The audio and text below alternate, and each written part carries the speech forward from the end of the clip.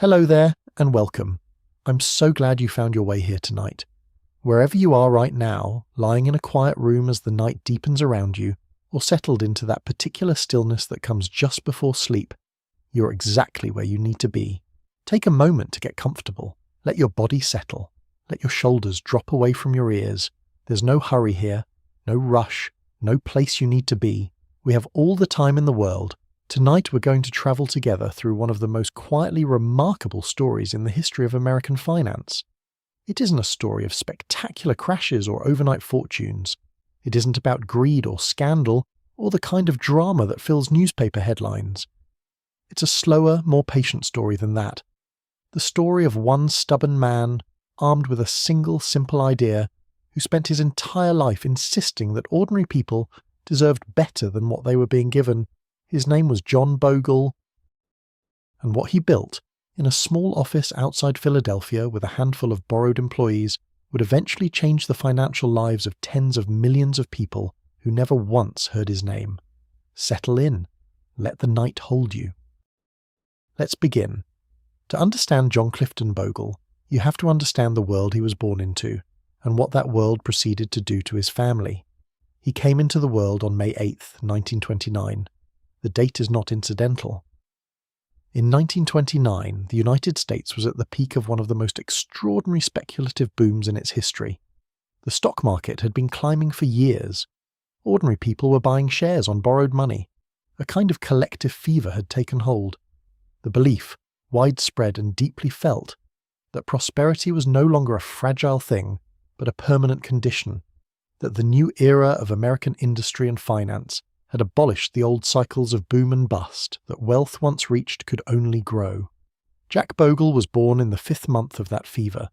By the time he was 5 months old, the fever had broken. The crash of October 1929 did not destroy his family immediately. That is not how financial catastrophe usually works. It works more slowly than that, more quietly, in ways that are harder to see, and therefore harder to prepare for. The Bogle family had been comfortable, not wealthy in the grand sense, but settled. The kind of solid middle-class stability that in the 1920s felt indistinguishable from security. His father, William Yates Bogle Jr., worked in the business world, a man of decent prospects and reasonable expectations. His mother, Josephine Lorraine Hipkins, came from a family that had known its own share of financial reversal, but had rebuilt. What the Depression did to families like the Bogles was remove the floor. It did not do this all at once. There was no single morning when everything disappeared.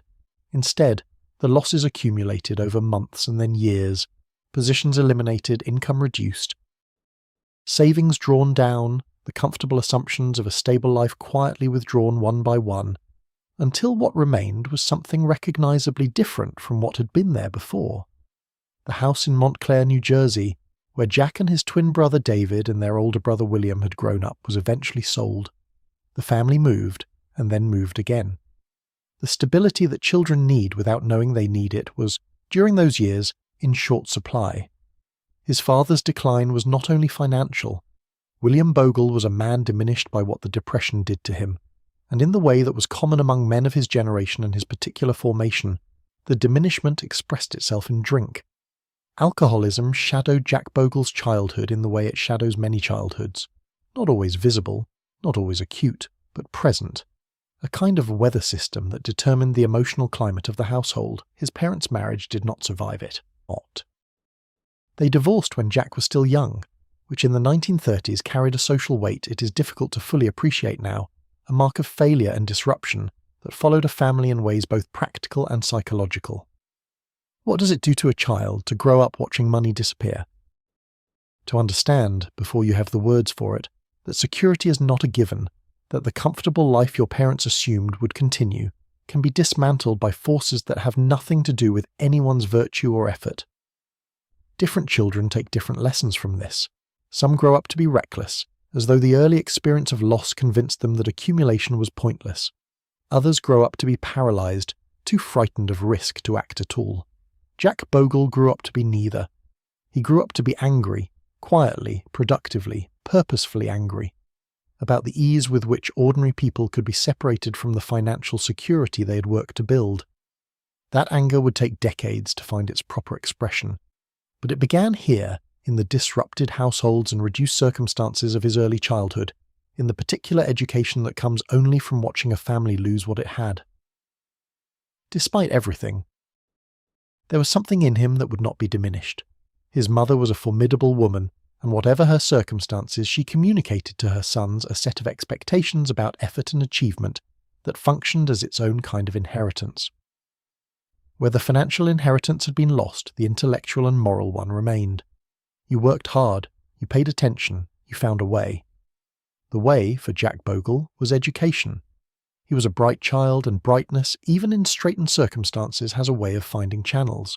Through a combination of his own ability and his mother's determination, he won a scholarship to Blair Academy, a boarding school in Blairstown, New Jersey, the kind of institution that in the normal course of his family's life before the Depression he might simply have attended, but that now represented something earned rather than assumed. Blair Academy was, in many ways, where Jack Bogle began to become himself. The discipline of the place suited him. He was not a boy who struggled with structure, he was a boy who needed it, who understood intuitively that structure was what stood between you and the disorder that had characterized his early years. He studied hard. He waited tables in the dining hall to help cover his expenses. He learned, in the specific and irreplaceable way that only genuine financial precarity teaches, that nothing was given, that everything required effort, and that effort was not something to be resentful of, but something to be proud of. There is a kind of person who grows up comfortable and talented, and moves through their early life on a gentle current of assumption, never quite having to examine the foundations of their success, because the foundations have always simply been there. Jack Bogle was not that person. Every step forward in his early life was made against some form of headwind, financial, domestic, circumstantial. And while this is not a story that recommends adversity as a teacher, it is worth noting that adversity, when it does not break a person, has a way of producing a particular kind of clarity. You see things that comfortable people do not see. You understand things about the relationship between money and security and dignity that those who have never been without security are slower to grasp. By the time Jack Bogle finished at Blair Academy and turned his attention to what came next, he had already absorbed lessons that would take him a lifetime to fully articulate. He knew, in his bones, what it felt like to be an ordinary person at the mercy of financial systems that seemed indifferent to your welfare. He knew what it meant for a family to lose what it had built through no fault of its own. He knew that money was not an abstraction, but a material condition of life, that it determined where you lived and how you lived, and what possibilities remained open to you and which ones closed. These were not lessons he had gone looking for. They had found him in the particular manner of a Depression-era childhood, in the particular way that history shapes the people who live through it, even when, especially when, they are too young to understand what is happening to them. He did not know yet what he would do with any of this. He was a boy, then a young man, talented and determined, and carrying inside him a kind of unformed conviction that something was wrong with the way the financial world worked, and that the wrongness mattered.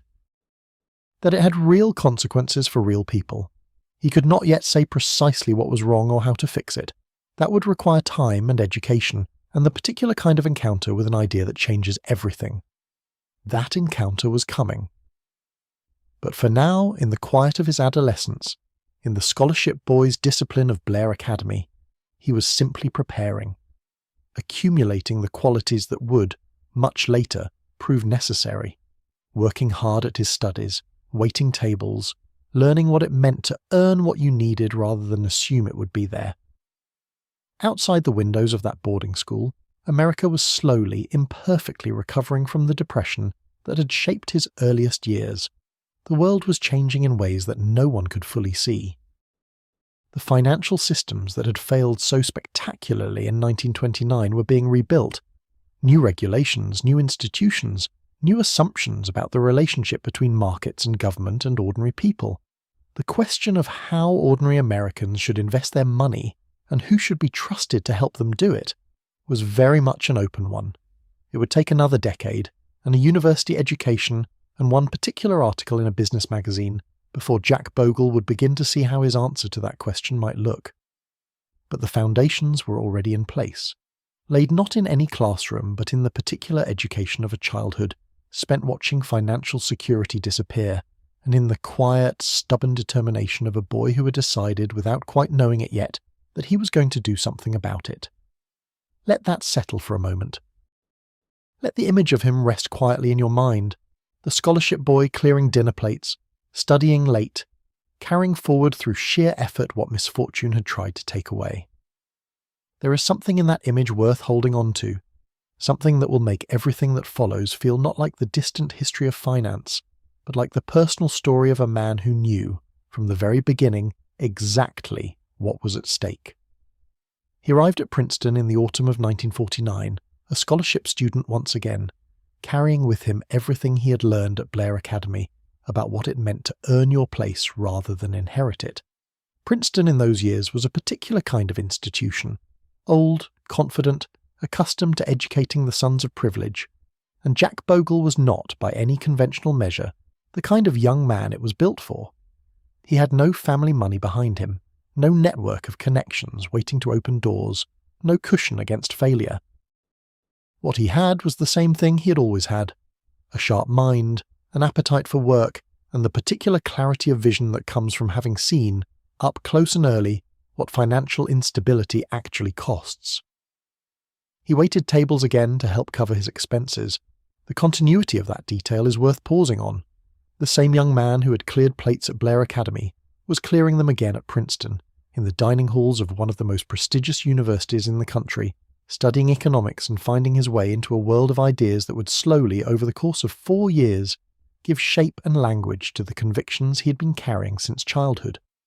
Economics suited him. It was a discipline that took seriously the questions he cared about: how wealth was created and distributed, how markets worked and sometimes failed to work, what institutions and incentives produced good outcomes for ordinary people and which ones quietly worked against them. He was not the most naturally gifted theoretician in his class, and he knew it. But he had something that pure theoretical ability does not always provide: a personal stake in the questions he was studying, a lived understanding of what the answers actually meant. It was in his junior year that the encounter happened, the one that changed everything. He was in the Princeton library. It is not recorded exactly when or what else he had been meaning to study that afternoon, when he came across an issue of Fortune magazine from December of 1949. Fortune in those years was a serious publication, genuinely interested in the workings of American business and finance, and the article that caught his attention was a substantial examination of a relatively new and not yet widely understood corner of the financial world, the mutual fund industry. Mutual funds, in 1949, were still a fairly young institution. The idea behind them was simple and genuinely appealing. Instead of an individual investor trying to pick stocks on their own, a task requiring time, knowledge, and access to information that most ordinary people did not have, a mutual fund allowed many investors to pool their money together. A professional manager would then invest that pooled money across a range of securities, providing diversification and expertise that no individual acting alone could easily replicate. You bought shares in the fund's manager did the work, and you participated in whatever returns the fund generated. By 1949, the mutual fund industry was managing somewhere in the range of $2 billion, a figure that sounds modest by any modern standard, but represented at the time a meaningful and growing presence in American finance. The Fortune article examined this industry with the kind of careful, slightly skeptical eye that good financial journalism brings to its subjects. It asked questions about how mutual funds actually performed, about what they cost their investors, about whether the promises being made to ordinary people about the benefits of professional management were being delivered upon. Jack Bogle read the article carefully, and then he read it again.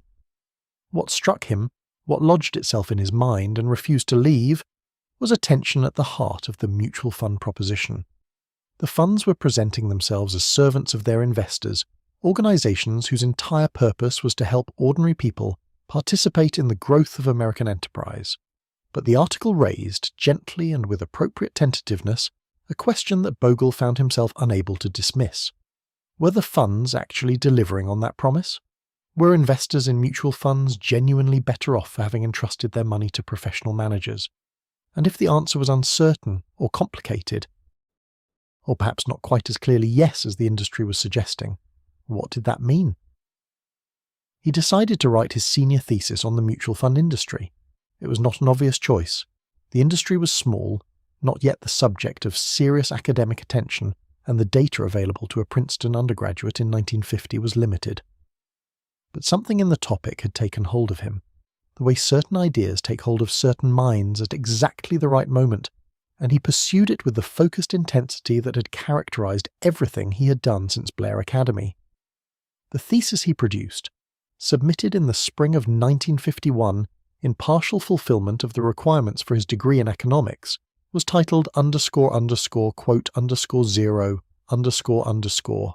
It ran to well over 100 pages, and within it, buried among the careful empirical analysis of an earnest undergraduate, were the seeds of everything he would spend the next 50 years building. Let's stay with that thesis for a little while, because understanding what it argued, and how it argued it, is essential to understanding everything that followed. Bogle began from a simple observation. Mutual funds, he noted, existed to serve their investors. That was their stated purpose, their fundamental justification. They were not ends in themselves, but instruments, vehicles through which ordinary people could participate in the financial markets in a way that was, in theory, safer and more efficient than individual stock picking. The question was whether they were actually fulfilling this purpose. To examine this question, he looked at the data that was available: performance records, expense structures, the relationship between what funds charged their investors and what those investors actually received in return. And what he found, even with the limited data available to him, was troubling enough to take seriously. The funds as a group were not outperforming the market by an amount sufficient to justify their costs. This was not true of every fund in every year. There were funds that had delivered strong returns, managers who had, at least over limited periods, picked stocks well enough to beat the broader market. But when you looked at the industry as a whole, and when you accounted for the fees and expenses that investors were paying for the privilege of professional management, the picture was considerably less flattering than the industry's own promotional material suggested. Bogle was not the first person to notice this. There had been academic murmurings in this direction for some years, tentative and not yet widely heard. But he took the observation seriously in a way that many of his contemporaries did not, and he pressed it further, following it toward a conclusion that was, in its simplicity, almost startling. If mutual funds as a group cannot reliably outperform the market after accounting for their costs, he reasoned, then perhaps the goal of mutual fund management should not be to outperform the market at all. Perhaps it should be something more modest and more honest, and ultimately more useful to investors, simply to match the market's return at the lowest possible cost. This idea, that matching the market was not a failure but a strategy, and that the strategy was made powerful precisely by its modesty, was the intellectual core of what would eventually become the index fund. It did not arrive fully formed in his senior thesis. It was present there in embryonic form, in the language of a careful undergraduate who understood he was onto something, without yet being able to see precisely where it would lead. His thesis advisor was apparently impressed. Bogle received a grade of magna cum laude for his work, high distinction, a recognition that he had produced something worth taking seriously. But the significance of the thesis was not the grade. The significance was that in writing it, Bogle had done something that relatively few people managed to do in their early 20s. He had found his question, not his answer. The answer would take another 25 years to fully construct. But the question that would organize his entire intellectual and professional life had been identified, articulated, and taken seriously for the first time. And that question, stated plainly, was this: does the mutual fund industry actually serve the investors it claims to serve? And if not, what would it look like if it did? These are not particularly complicated questions. They do not require advanced mathematical training to understand, or specialized knowledge of financial theory, or access to proprietary data. They are, in fact, the questions that any thoughtful investor ought to ask before trusting their money to someone else's management. And yet they were, in 1951, questions that the mutual fund industry had very little interest in hearing asked, let alone in answering honestly. This is worth pausing on, because it is a pattern that runs throughout Bogle's story. The questions he asked were not technically difficult. They were simple, direct, and obvious. The difficulty was not intellectual but institutional. The answers to his questions, pursued honestly, threatened the financial interests of the people running the industry he was asking about. And institutions, as a general rule, do not welcome simple questions whose honest answers threaten their prosperity. He would spend much of the rest of his life asking those questions anyway. Before we leave Princeton entirely, there is one more thread worth following, one that runs through Bogle's intellectual formation in ways that would only become fully visible much later. During his years at Princeton, he was reading widely in economics, and some of what he read was beginning to coalesce around ideas that would, over the following decades, develop into formal academic theory. The notion that financial markets were, in some meaningful sense, efficient, that the prices of securities in a well-functioning market already reflected all the publicly available information about those securities, making it systematically difficult for any investor to outperform by using that same public information, was not yet a formal theory in 1951. It would be developed more rigorously in the following years, most notably by the economists Paul Samuelson and Eugene Farmer, and it would eventually become one of the central debates in all of financial economics. But the intuition behind it was already in the air, already present in the questions that careful observers of financial markets were beginning to ask. Bogle was not an academic economist, and he would never claim to be. His genius was not theoretical but practical, the genius of a man who takes an idea seriously and follows it through to its logical conclusion, regardless of whose interests that conclusion inconveniences. But the intellectual climate of his Princeton years was one in which the right questions were beginning to be asked, and he was positioned, by temperament and by the particular formation of his early life, to hear those questions and understand their importance. Paul Samuelson, who would go on to become one of the most celebrated economists of the 20th century, and who would later write a famous essay in which he explicitly called for the creation of an index fund available to ordinary investors, was already a significant figure in American economics during Bogle's student years. The work being done at places like Princeton and MIT and Chicago on the nature of financial markets, on the relationship between risk and return, on the efficiency or inefficiency of price discovery, all of this formed a background hum against which Bogle's own thinking developed. He did not need the formal theory to reach his conclusions. He had already, through the straightforward empirical work of his thesis, arrived at something that pointed in the same direction. But the knowledge that serious academic economists were beginning to reach similar conclusions through different methods would, in the years to come, provide important validation for ideas that the financial industry found deeply unwelcome.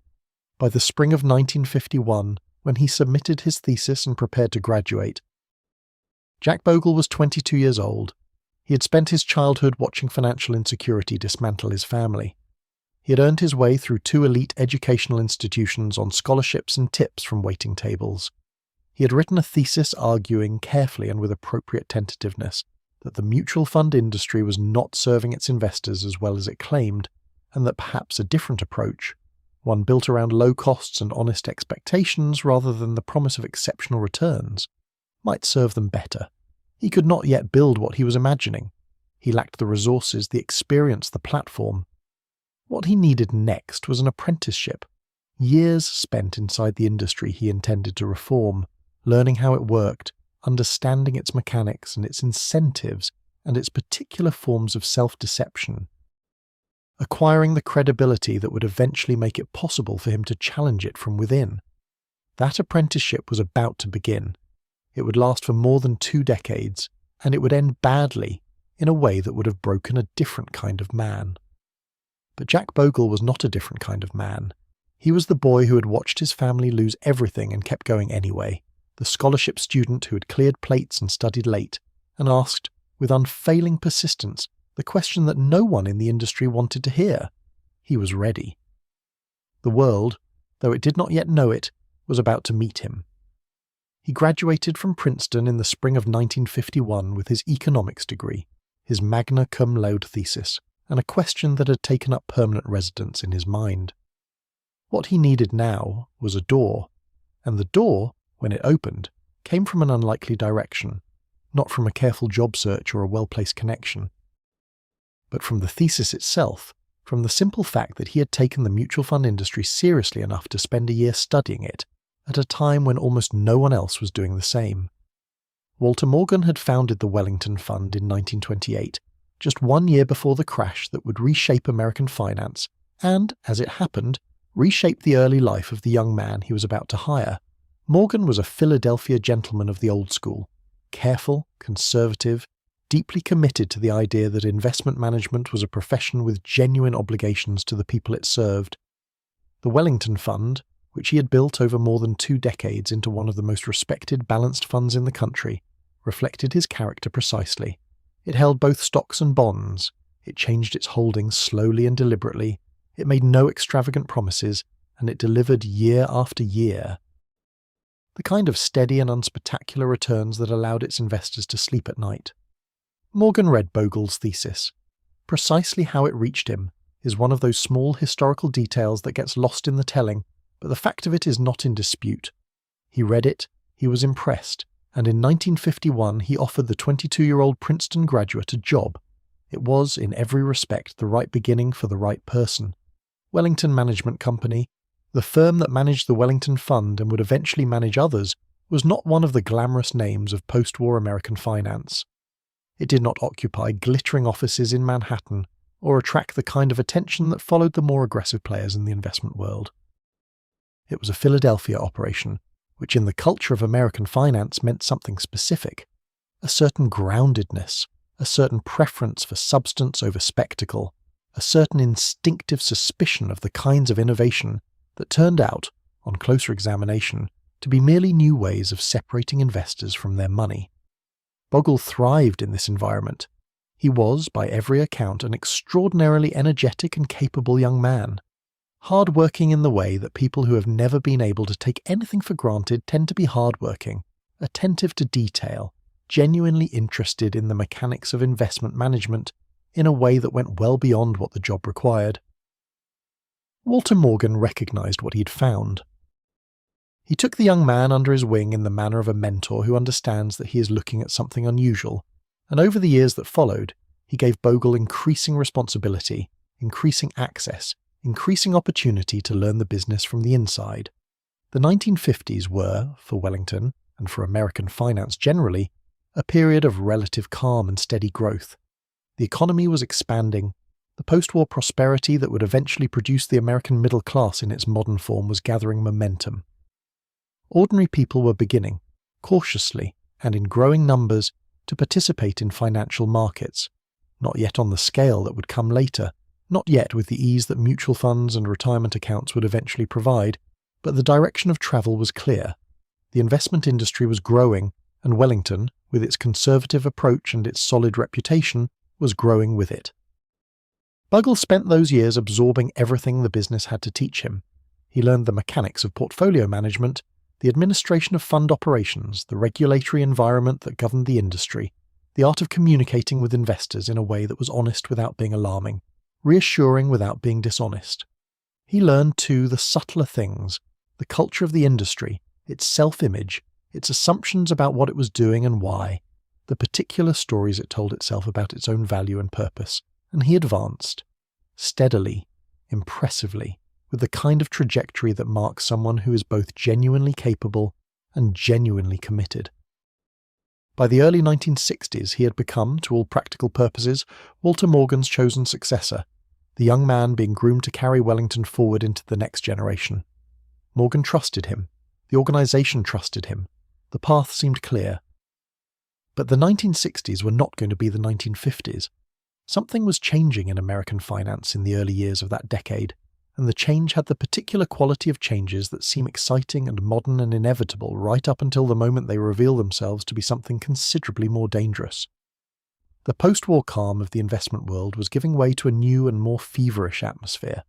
A generation of investors who had grown up in prosperity, who had no personal memory of 1929, who had watched the stock market climb steadily for a decade and a half and concluded that it would simply keep climbing, was beginning to demand something different from its investment managers. They wanted performance, not the steady, balanced, sleep-easy returns that Wellington had built its reputation on, but spectacular returns, the kind that came from concentrated bets on fast-growing companies, from aggressive trading, from the willingness to reach for gains that conservative managers would never have touched. The era that financial historians would later call the go-go years had begun, and it would, before it was finished, do enormous damage. The performance funds of the 1960s were a genuinely new phenomenon. They were run by young, aggressive managers who had no patience for the plodding diversification of the old guard. They concentrated their holdings in the fastest-growing companies they could find, turned their portfolios over rapidly, chased momentum with an enthusiasm that, in rising markets, produced returns that made every other approach look timid and obsolete. Names like Gerald Sy at Fidelity became famous, almost celebrity figures, their every move reported in the financial press with the kind of attention previously reserved for athletes and entertainers. The numbers in the short term were dazzling. Funds that had returned 8 or 10% in a year suddenly seemed laughably inadequate, next to managers who were posting returns of 20 or 30%. Investors moved their money. They moved it toward performance, toward excitement, toward the managers who seemed to have discovered something that the careful old gentleman of Philadelphia had simply missed. The logic of the moment was irresistible. Why accept average returns when exceptional returns seemed to be there for the taking? Wellington found itself in a genuinely difficult position. Its balanced fund, its flagship, its identity, the thing that Walter Morgan had spent 30 years building, was, in the go-go environment, simply not competitive with the numbers being posted by the new performance managers. Its investors were not fleeing in panic, but the competitive pressure was real and growing. New money was going to the flashier alternatives. Wellington's share of an expanding market was not expanding as it should have been. Jack Bogle, by this point in his early 30s and carrying increasing responsibility for the firm's strategic direction, faced a choice that would have been genuinely agonizing for a man of his convictions. He believed, in his bones, in the investment philosophy that Wellington embodied, the conservative, diversified, cost-conscious approach that Walter Morgan had always championed. His thesis had argued, in its careful undergraduate way, for exactly the kind of discipline that Wellington practiced. Everything he had thought and read and concluded about how investment management should work pointed away from the performance-chasing frenzy that was sweeping the industry. But he was also a man with a competitive instinct, and with responsibilities to an institution he cared about, and with an awareness that an organization that falls too far behind its competitors faces an existential threat. Wellington needed to find a way to compete, and in the early 1960s, competing seemed to mean acquiring what you did not have, the growth-oriented, performance-focused capability that the market was rewarding. The solution he settled on was a merger. In 1966, after considerable negotiation, Wellington Management Company merged with a Boston-based investment firm called Thorndike, Doran, Payne and Lewis. The Boston partners, known informally as the Whiz Kids, a title that carried in those years a connotation of admiration that it would not always retain, were everything Wellington was not. They were young, aggressive, confident in the way that a sustained bull market makes people confident, skilled at exactly the kind of growth-oriented stock picking that had made performance funds the talk of the industry. They managed the Invest Fund, which had posted the kind of returns that made investors' eyes widen. They had what Wellington lacked. Bogle was the architect of this merger. He believed it was the right strategic move, the way to position Wellington to compete in a changed landscape without abandoning the firm's core strengths. He would bring the discipline and the institutional stability. The Boston partners would bring the performance capability. Together they would be something neither could be alone. It seemed, in 1966, like an intelligent solution to a real problem. In retrospect, and retrospect arrives here with a particular clarity, it was the most consequential mistake of his professional life. The go-go era did not last. These things never do. The same aggressive concentration that produced spectacular returns in a rising market produced equally spectacular losses when the market turned, and the market, as markets will, eventually turned. The late 1960s brought increasing volatility. The speculative excesses of the performance era began to unwind, and then, in 1973 and 1974, came one of the worst bear markets in American history, a sustained and devastating decline that fell like a judgment on everything the go-go years had represented. The bear market of 1973 to 1974 reduced the Dow Jones Industrial Average by nearly 45% from its peak. For funds that had been concentrated in the high-flying growth stocks of the performance era, the damage was often worse. Portfolios that had looked like masterworks of modern investment management revealed themselves, in the cold light of a serious market decline, to be something considerably less admirable. Collections of aggressively overvalued companies held by managers who had confused a rising tide with their own genius. Wellington suffered. The EVES fund, the pride of the Boston partners, collapsed along with the growth stocks it had so confidently accumulated. The merger that had seemed like the solution to Wellington's competitive problem had instead imported into the firm exactly the kind of speculative excess that Walter Morgan had spent his career avoiding.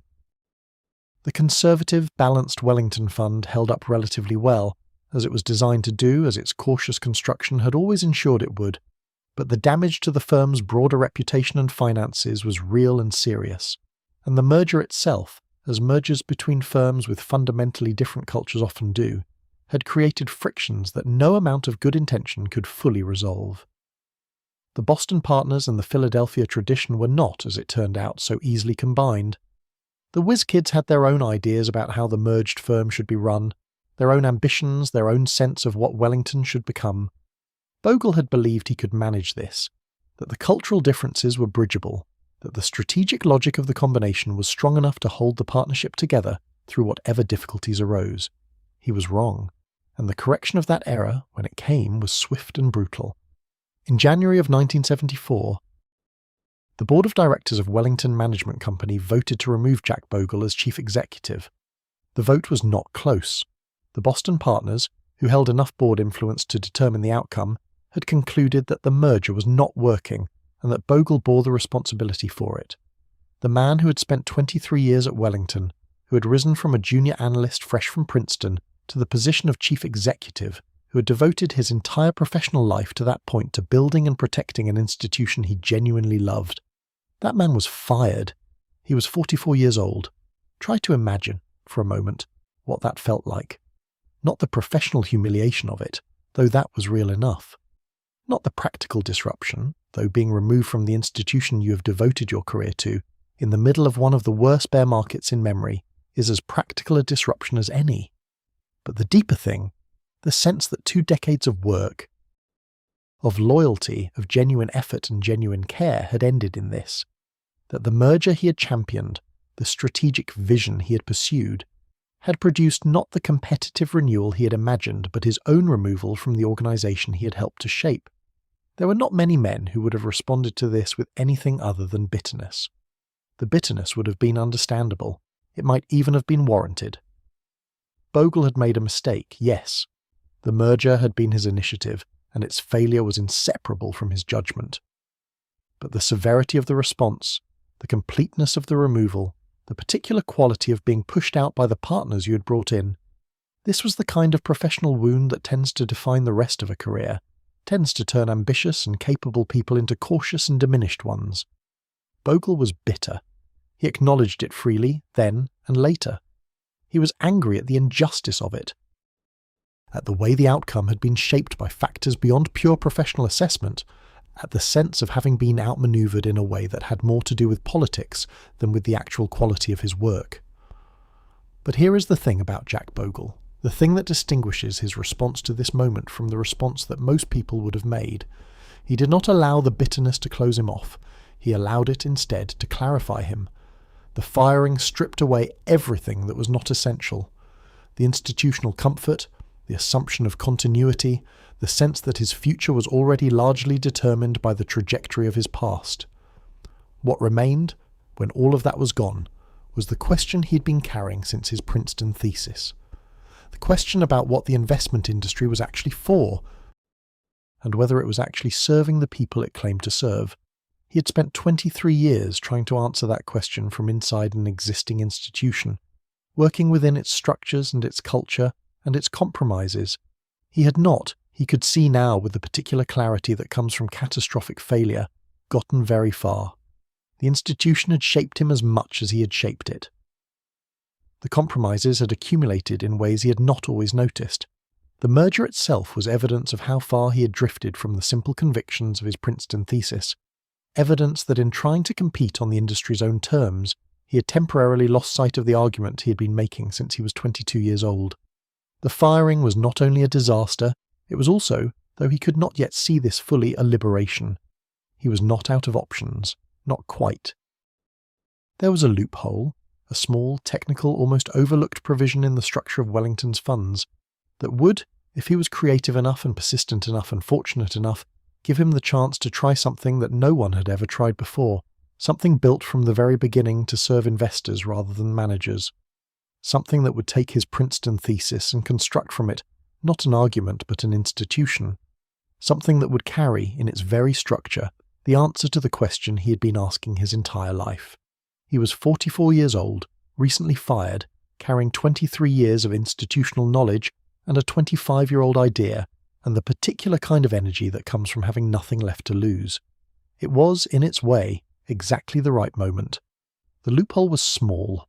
In the architecture of financial institutions, small things sometimes contain enormous possibilities, and this one, which Bogle had identified in the weeks following his removal from Wellington Management, had the quality of a door that appears in a wall where no door should exist. Narrow, easily overlooked, but real and open. Here is what he had found. Wellington Management Company managed the Wellington funds, but it did not own them. The funds, the Wellington Fund, the Yves Fund, and several others in the family, were legally separate entities, each with its own board of directors, each technically independent of the management company that ran them. This separation was standard practice in the mutual fund industry, a structural feature so commonplace that almost no one ever thought carefully about what it actually implied.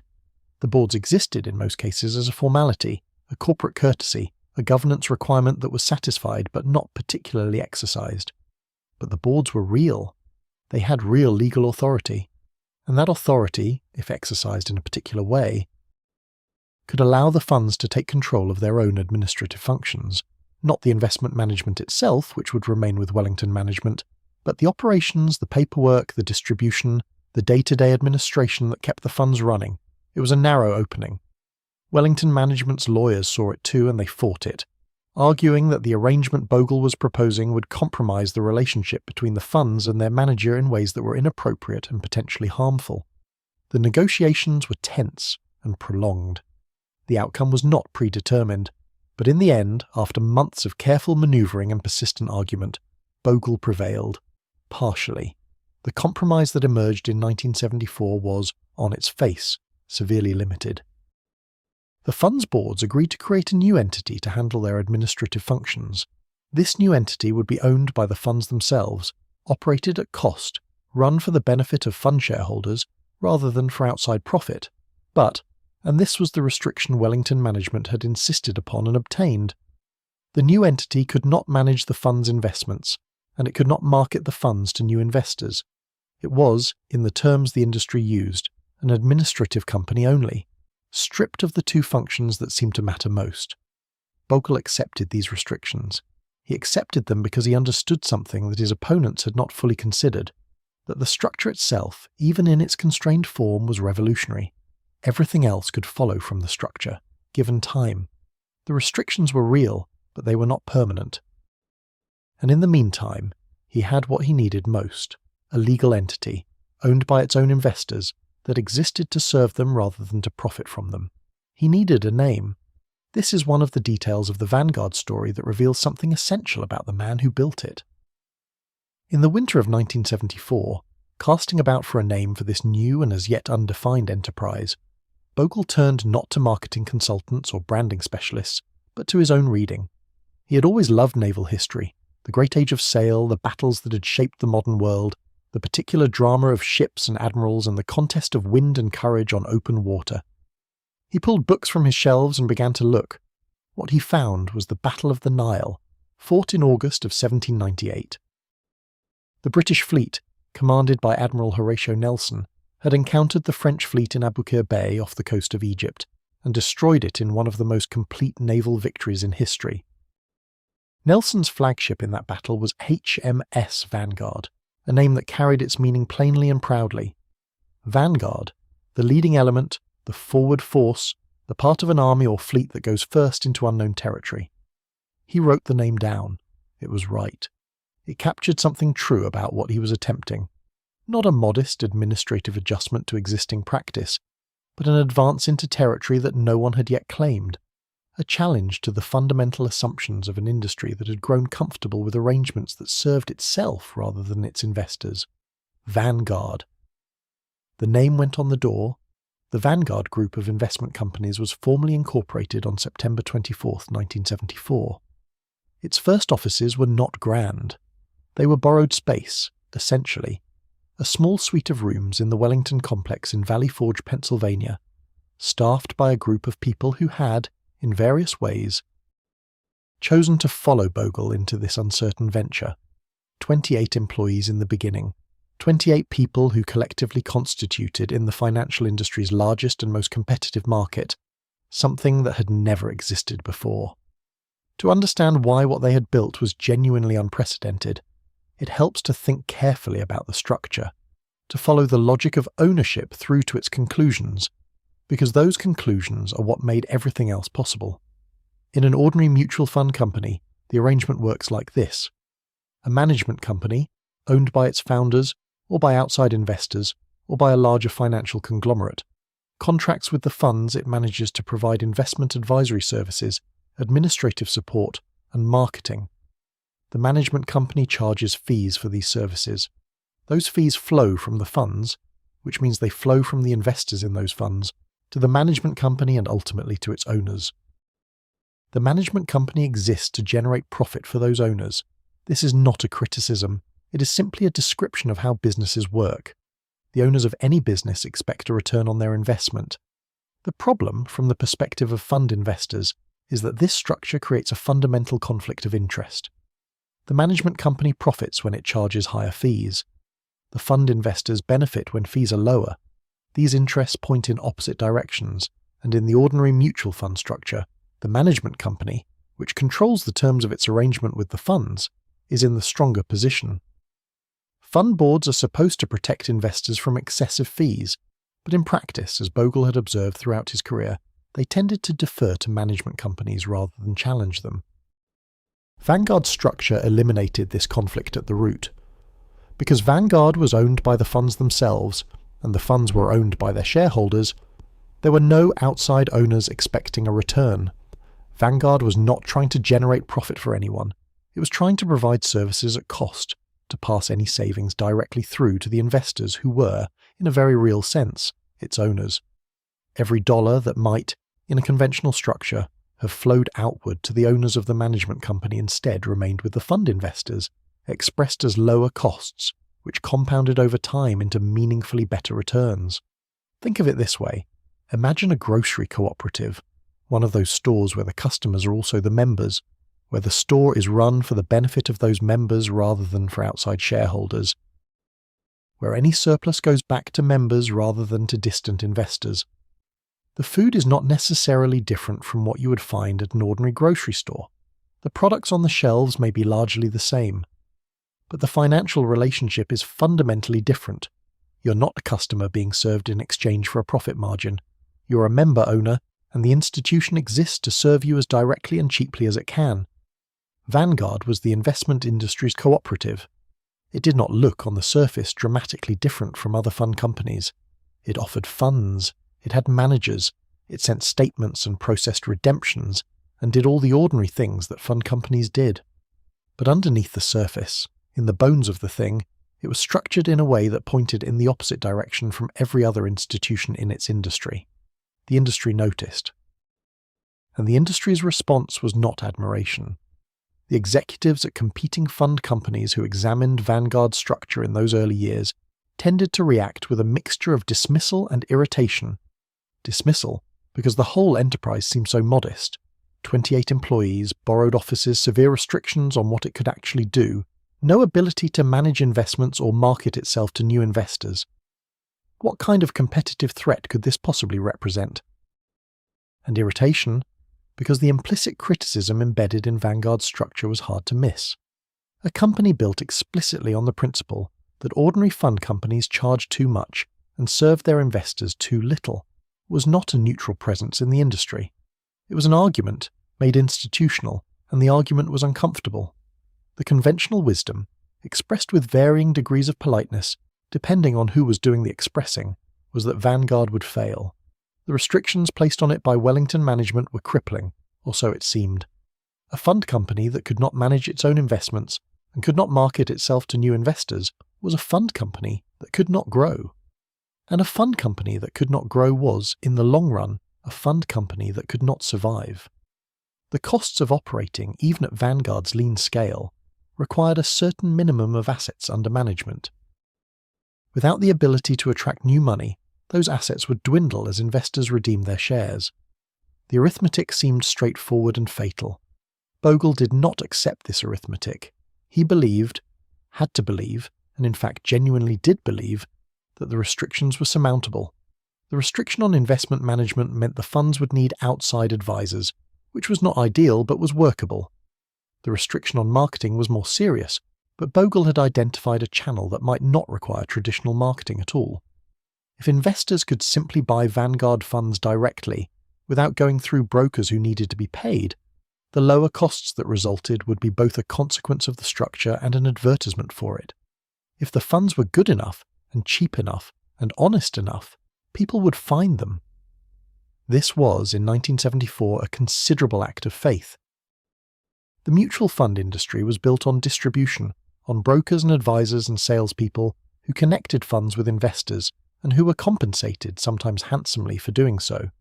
The idea that investors might seek out low-cost funds on their own, without the intervention of a commissioned salesperson, assumed a degree of financial sophistication and independent judgment in ordinary investors that the industry had never much credited them with. The industry's model assumed that investors needed to be sold to. Bogle was assuming that investors, given the right information, were capable of buying intelligently. It would take years to know whether he was right. In those first months at Valley Forge, the work was less philosophical than practical. There were fund operations to establish, administrative systems to build, staff to hire and train. The 28 original employees worked with the particular intensity of people who understand that they are building something from nothing, that there is no margin for error, that the institution they are creating has not yet earned the right to make mistakes. Bogle himself worked with the relentless energy that had characterized everything he had done since his scholarship days, arriving early, leaving late, involved in every significant decision. Driven by the combination of competitive instinct and principled conviction that had always been the engine of his professional life, he was also, in these early months, thinking carefully about the restriction on investment management. If Vanguard could not manage its own fund's investments, it needed to find a way to work within that constraint, while still moving toward the vision he had articulated in his Princeton thesis 23 years earlier. The low-cost, market-matching approach that his thesis had pointed toward required not active management, but something different, something that had never been attempted for individual investors, something that the industry had not yet built. An index fund. The idea was not new in theoretical terms. Academic economists had been discussing the concept for years, and there had been some institutional experiments with index-like approaches in the early 1970s. But no one had yet created an index fund available to ordinary individual investors. No one had taken the theoretical argument for passive management and made it into something that a school teacher or a factory worker could actually buy. If Vanguard could not manage its own funds actively, there was a kind of perfect logic in having it manage them passively instead, or rather, in having no active management to speak of, simply a mechanism for holding all the securities in a market index in proportion to their weights. This required no investment genius, no stock-picking skill, no team of analysts searching for undervalued companies. It required only a commitment to tracking the index faithfully and a determination to do so at the lowest possible cost. The restriction that Wellington Management had intended as a limitation had, in Bogle's hands, become a direction. He could not manage funds actively, so he would not manage them at all in the conventional sense. He would simply hold the market. The details of how to implement this, which index to track, how to handle the mechanics of the portfolio, what to charge investors for the service, were still being worked out in the months following Vanguard's founding.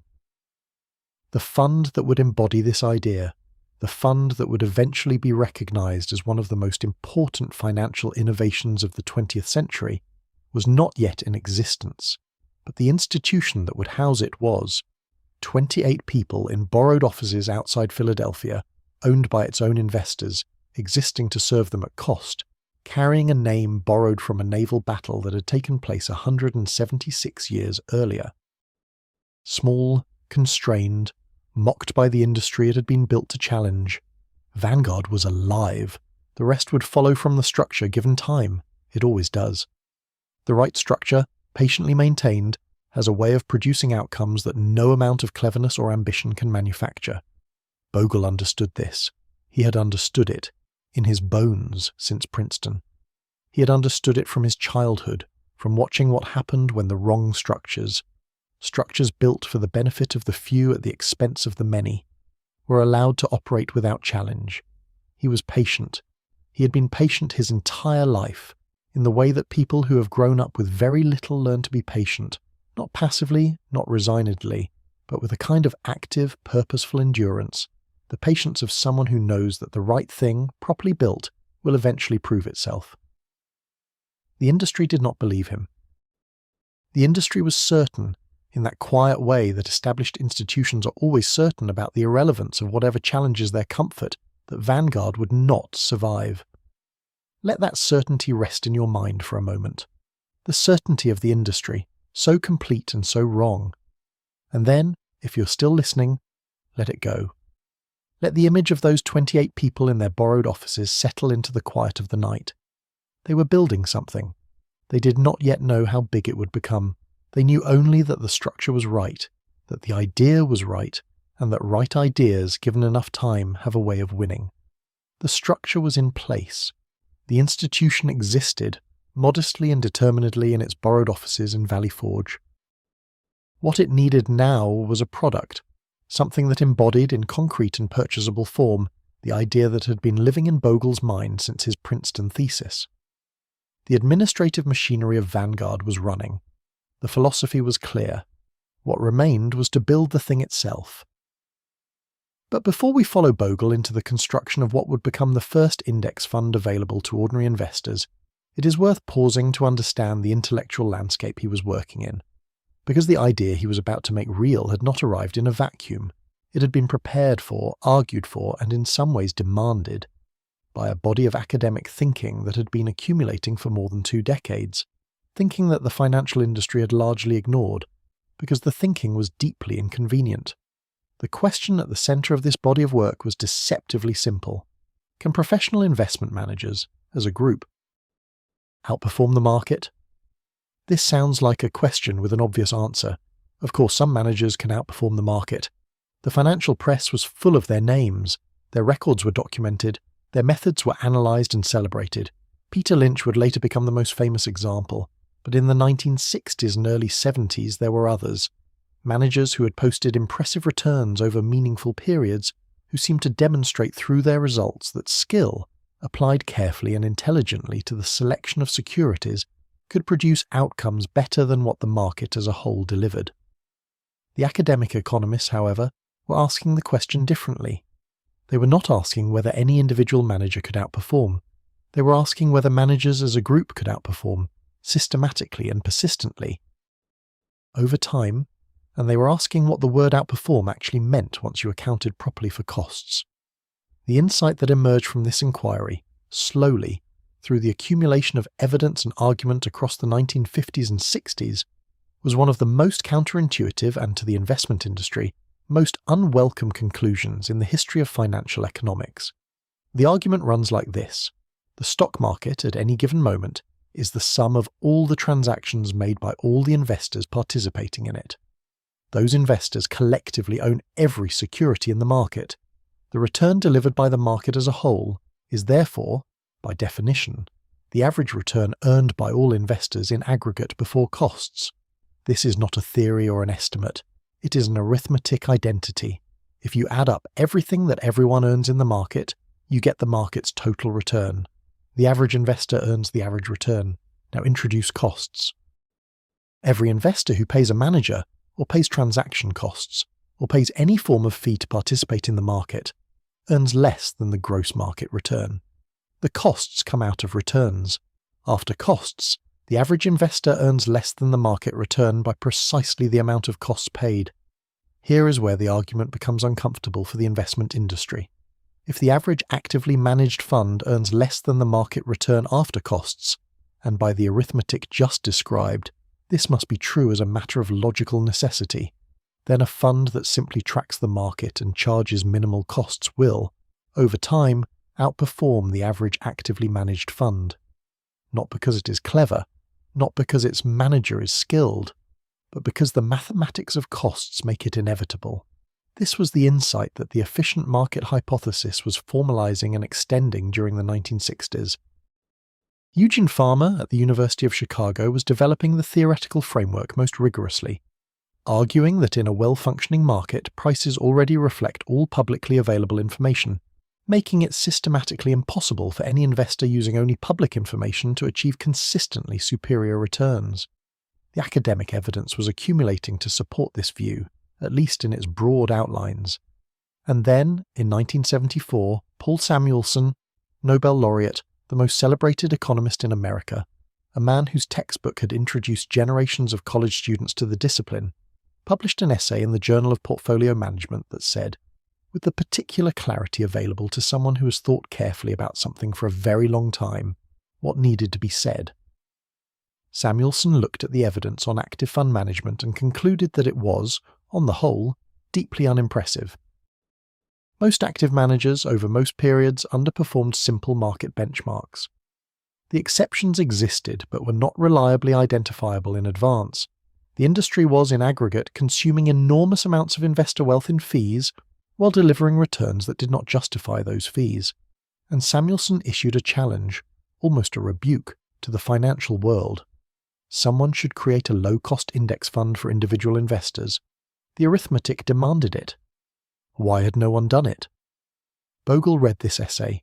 He had already, independently, reached the same conclusions through the more empirical and less theoretical route of his Princeton thesis and his years inside the industry.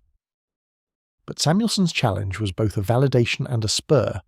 Here was one of the greatest economists in the world saying, in print, in a peer-reviewed journal, that what Bogle was contemplating was not only sensible, but necessary.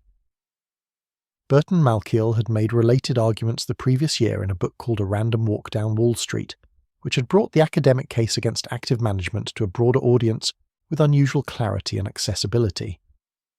The intellectual groundwork had been laid. The argument had been made. All that remained was for someone to act on it. Bogle acted. The mechanics of what he was proposing required some careful thought. An index fund, in its simplest form, holds all the securities in a given market index in proportion to their representation in that index. If a particular company represents 1% of the total market value of all companies in the index, the fund holds 1% of its assets in that company. When the index changes, when companies are added or removed, or when their relative market values shift, the fund adjusts accordingly. There is no judgment involved, no analysis of which companies are likely to do well, no prediction of market direction. The fund simply holds the market in the proportions the market itself has established, and it does so continuously and at minimal cost.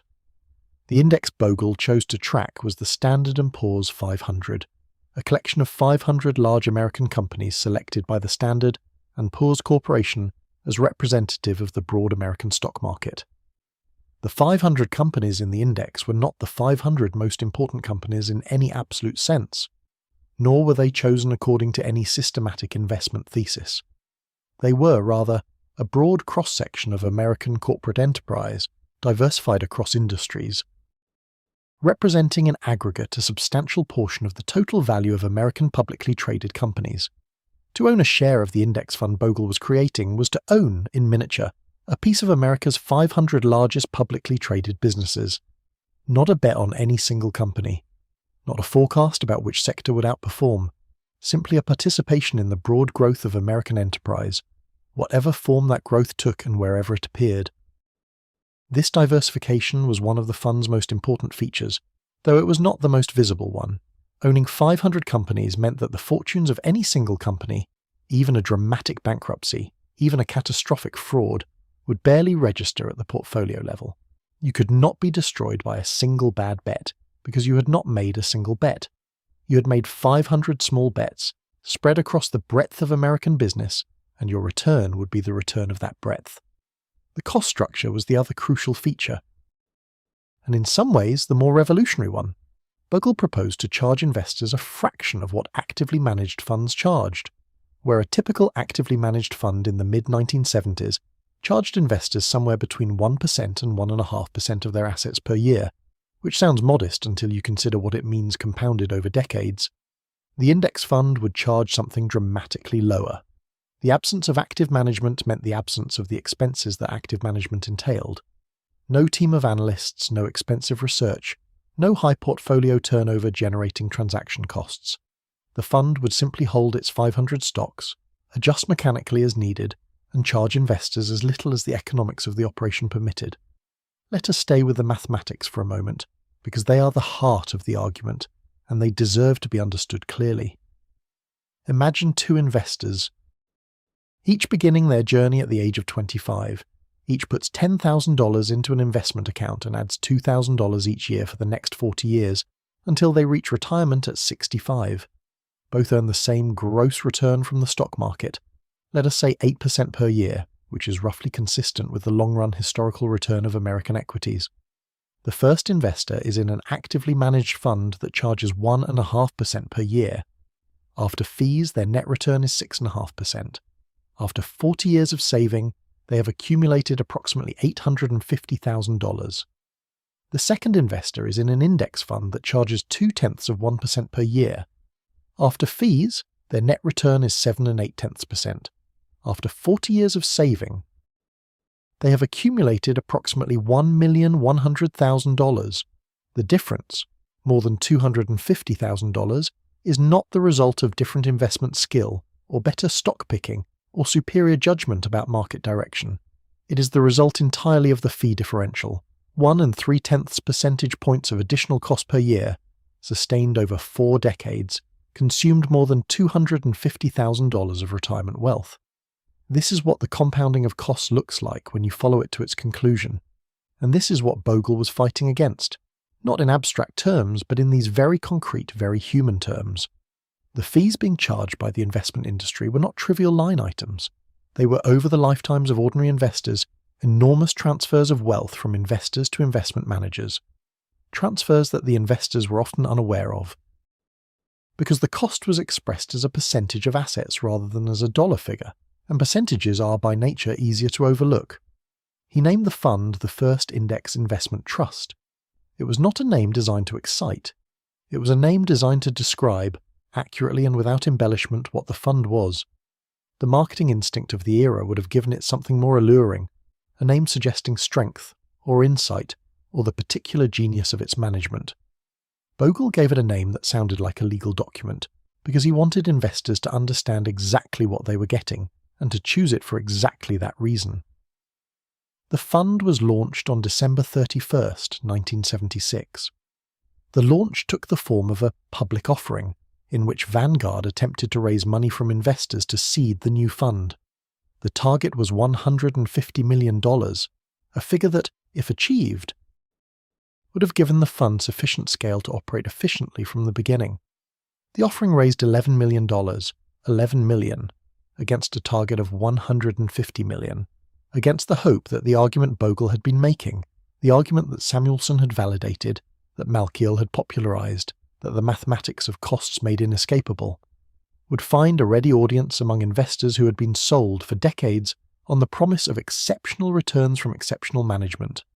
The investors were not ready, or rather, the investors were not yet in a position to hear the argument, because the argument required them to believe something deeply counterintuitive, that the way to get better investment returns was to stop trying to get better investment returns. That modesty was not a second-best strategy, but the best strategy available, that the fund manager who promised to outperform the market was almost certainly going to deliver less than the fund that made no promises at all. This is a difficult argument to make in the best of circumstances. Human beings are not naturally drawn to modesty. We are drawn to stories of exceptional performance, of insight rewarded, of skill distinguishing itself from the crowd.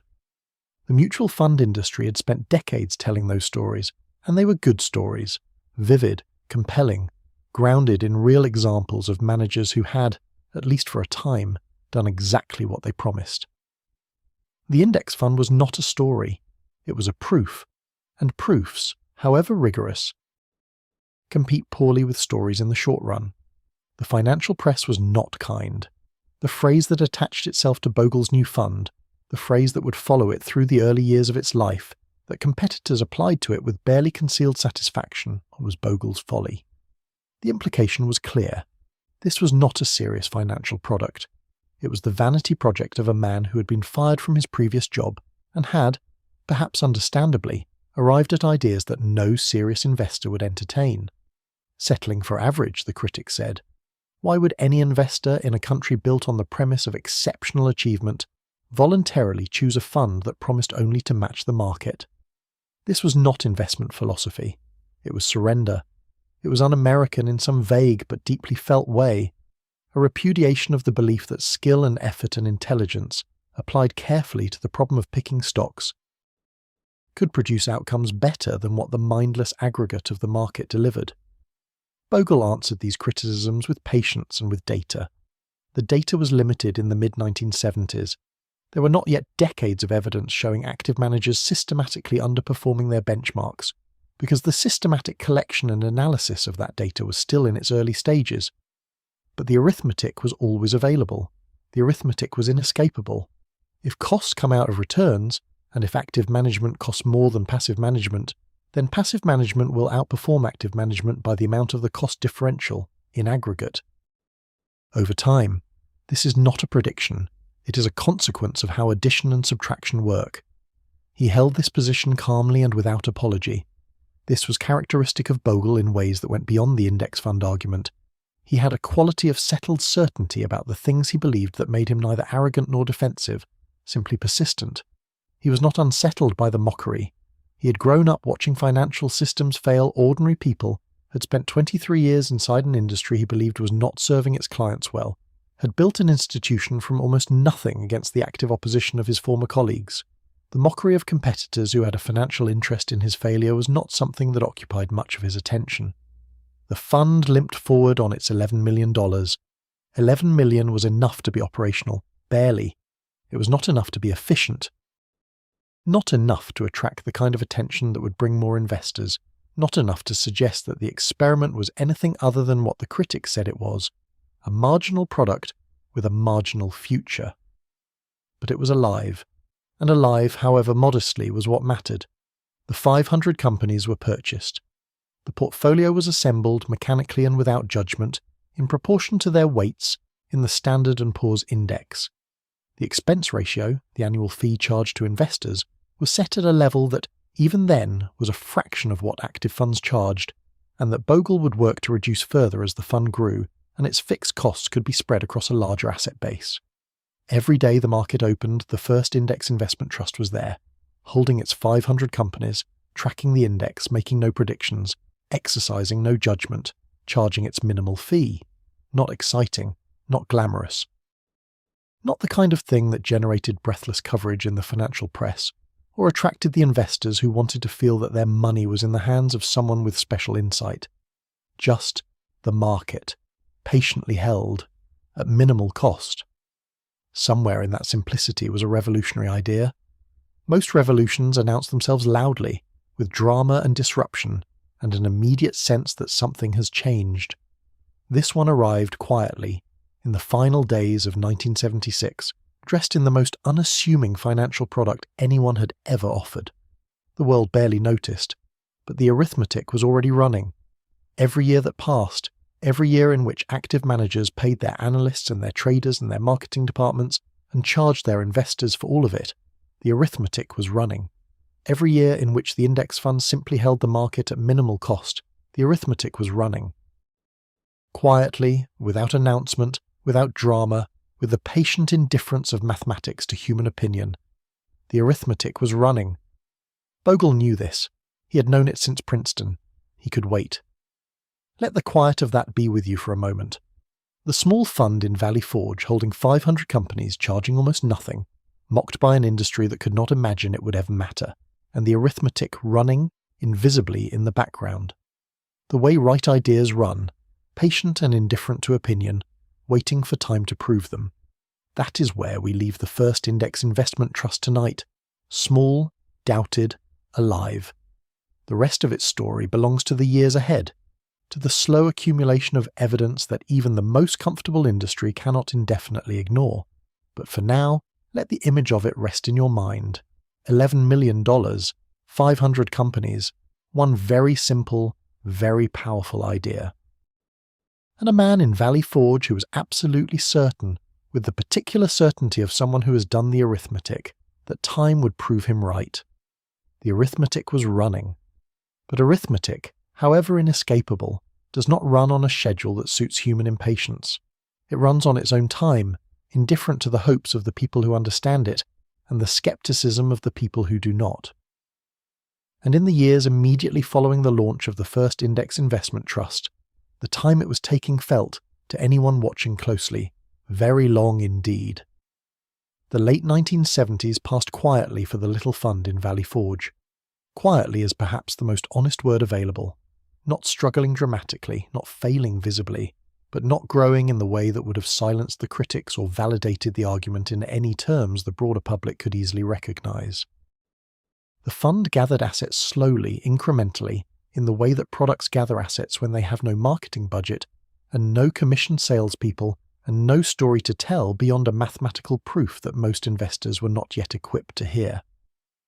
By the end of the 1970s, the first index investment trust held somewhere in the range of $100 million in assets. This sounds like a meaningful figure until you set it against the context of the broader mutual fund industry, which by that point was managing hundreds of billions of dollars across thousands of actively managed funds. The index fund was a rounding error, a curiosity, a small, stubborn presence at the margin of an industry that had largely decided to stop worrying about it. Bogle himself was not idle during these years. He was building Vanguard into something more complete than the stripped-down administrative entity it had begun as, finding ways, within the constraints Wellington Management had imposed, to expand what the organization could do and offer. He was also thinking, writing, speaking, beginning to develop the public voice that would eventually make him one of the most recognized figures in American finance. But the voice was not yet widely heard, and the fund was not yet widely owned, and the patient certainty that had sustained him through the founding years was being tested by the simple fact that the world was not yet paying attention. Then the 1980s arrived, and the 1980s were, in almost every respect, the hardest decade imaginable for the case Bogle was trying to make. To understand why, you have to understand what the 1980s felt like from inside the American investment world. The bear market of 1973 and 1974, the market that had preceded Vanguard's founding and contributed in its way to the conditions that made the index fund argument seem urgent, had given way, after some years of uneven recovery, to something that gathered force through the early part of the decade and then became, through the middle and latter years of the 1980s, one of the great bull markets in American financial history. The Dow Jones Industrial Average, which had been trading below 1,000 points as late as 1982, climbed steadily and then dramatically through the decade, crossing 2,000 for the first time in 1987 before the crash of that October interrupted the ascent. The economy was expanding, corporate profits were rising. The Reagan administration's combination of tax cuts, deregulation, and a particular rhetoric of entrepreneurial confidence had created an atmosphere in which financial success felt not only possible, but almost obligatory, a sign of proper participation in the national project. Wall Street in the 1980s was something the country had not quite seen before, or had not seen in the particular form it now took. The leveraged buyout firms were reshaping corporate America, taking companies private with borrowed money and restructuring them for profit in ways that generated spectacular returns for their investors. The junk bond market, pioneered by Michael Milken at Drexel Burnham Lambert, was financing transactions of a scale and complexity that seemed to represent a genuinely new kind of financial creativity. Investment bankers were becoming rich at a pace that previous generations would have found difficult to believe, driving Porsches and buying apartments in Manhattan at prices that would have been unimaginable a decade earlier. And the mutual fund industry was producing its own celebrities. Peter Lynch had taken over the management of Fidelity's Magellan Fund in 1977, and what he proceeded to do with it was, by any honest accounting, extraordinary. He ran the fund with an approach that was the precise opposite of everything Bogle advocated: intensely active, heavily researched, turning over the portfolio at rates that reflected an endless appetite for new ideas and better opportunities. He visited companies personally, read annual reports obsessively, cultivated a network of information sources that gave him, he believed, genuine insights into businesses that the market had not yet fully priced. And the results through the 1980s were dazzling. Magellan compounded at an annual rate that far exceeded the Standard & Poor's 500 index. Over the 13 years of Lynch's tenure, from 1977 to 1990, the fund turned a $10,000 investment into more than $280,000, a return that crushed the market by a margin that made the index fund argument seem, to casual observation, simply wrong. Lynch became famous in the way that sports figures become famous: his face on magazine covers, his methods analysed and emulated and celebrated, his pithy investment maxims entering the vocabulary of popular financial culture. Invest in what you know. Go for the 10-bagger. Know what you own and know why you own it. These phrases had the quality of common sense elevated to wisdom, and in the context of Lynch's record they seemed to represent something real, evidence that a sufficiently talented and sufficiently dedicated investor could do what Bogle said was essentially impossible: beat the market consistently and by a meaningful margin over a long period. Bogle watched this with the patience of someone who understood something that the celebration of Lynch's performance was obscuring. Lynch was extraordinary. He was, in all probability, genuinely skilled. Not merely lucky, not simply the beneficiary of a rising market that lifted all boats, but actually meaningfully better at picking stocks than the average of the market he was competing against. Bogle did not deny this. He was too honest to deny the obvious. What he insisted on instead was the distinction between the existence of exceptional individuals and the utility of a strategy built on finding them. Yes, Peter Lynch was extraordinary. But how do you identify Peter Lynch in advance, before his record is established? How do you distinguish, at the moment of choosing a fund, between a manager who will turn out to be genuinely skilled and one who will turn out to be merely fortunate? The past records of active managers, as Bogle never tired of pointing out, were not reliable predictors of future results. The manager who outperformed last year was not systematically more likely to outperform next year. The industry's own disclaimers acknowledged this. Past performance is not necessarily indicative of future results, even as its marketing implicitly suggested the opposite.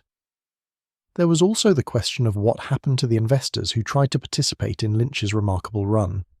Studies conducted after the fact revealed something deeply counterintuitive about the Magellan Fund's actual investor experience. The fund's time-weighted return, the return that would have been earned by an investor who bought at the beginning and held through the entire period, was exceptional. But the dollar-weighted return, the return actually experienced by the average dollar invested in the fund, accounting for when money flowed in and out, was considerably lower. The reason was behavioural. Investors poured money into Magellan after its good years and pulled money out after its difficult ones. They bought high and sold low, in the way that human beings, responding to recent experience rather than long-term arithmetic, tend to do. The fund that delivered exceptional returns on paper delivered something considerably more modest to many of the actual human beings who owned it, because those human beings were chasing performance rather than owning the market patiently and without judgment. This was a pattern Bogle would return to throughout his career. And it pointed towards something important about the index fund argument that went beyond pure cost arithmetic. The index fund was not only cheaper, it was also, for most investors in most circumstances, psychologically easier to hold. There was nothing in the index fund's performance to chase. It delivered the market's return, which in any given year might be wonderful or terrible, but which was at least comprehensible and predictable in its logic.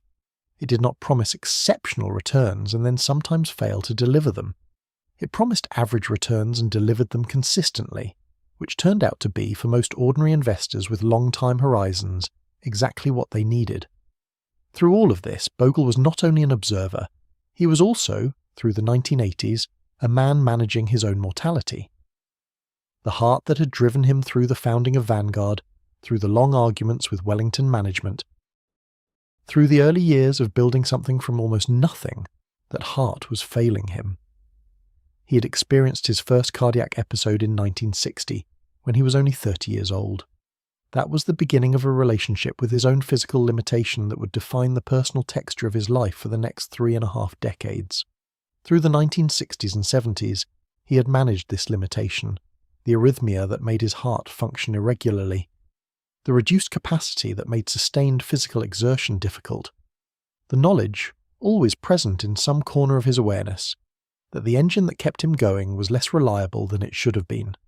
He had worked around it with the same stubborn determination he brought to everything else, refusing to let it slow him down more than it absolutely had to.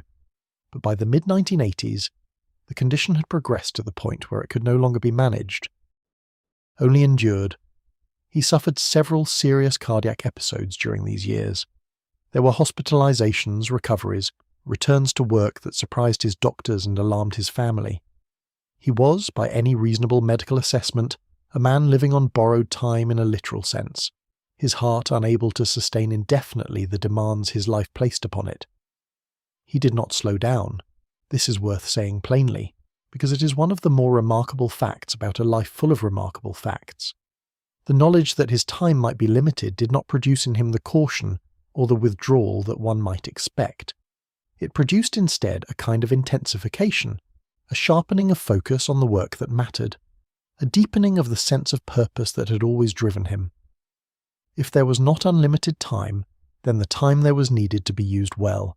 He wrote, he thought, he spoke at conferences and universities and investment gatherings, making the case for low-cost investing with the patience and persistence of someone who understood that changing how an industry thought about itself was not a single argument, but a long conversation. He was building year by year the intellectual framework that would eventually become the most comprehensive public critique of the mutual fund industry ever produced by someone who had spent his career inside it. And Vanguard was growing, slowly, without the drama of the performance funds, without the celebrity of a Peter Lynch, but growing. The assets in the first index investment trust, renamed the Vanguard 500 Index Fund in 1980, climbed past 100 million, then 200 million, then further, as the logic of low costs and broad diversification found an audience among investors who were, gradually and in growing numbers, beginning to ask the questions Bogle had been asking since Princeton. The 1987 crash, Black Monday. October 19th of that year, the single largest one-day percentage decline in the history of the Dow Jones Industrial Average, a drop of more than 22% in a single session, was in some ways the first substantial real-world test of the index fund proposition in adverse conditions. Active managers, the theory went, could exercise judgment in declining markets, could move to cash, reduce exposure, protect their investors from the worst of a sudden downturn. The index fund, by contrast, would simply fall with the market, mechanically and without defense. October 19th, 1987 was a terrible day for investors of every kind. The index fund fell with the market, as it was designed to do, but so broadly did the active funds. They fell somewhat less in some cases, somewhat more in others, but the differences were not as dramatic as the theory of active management's defensive capabilities might have suggested. And in the months that followed, as the market recovered much of its lost ground, the index fund recovered with it, again mechanically and without the errors of judgment that caused some active managers to be too cautious in the recovery, or to have sold at precisely the wrong moment during the decline.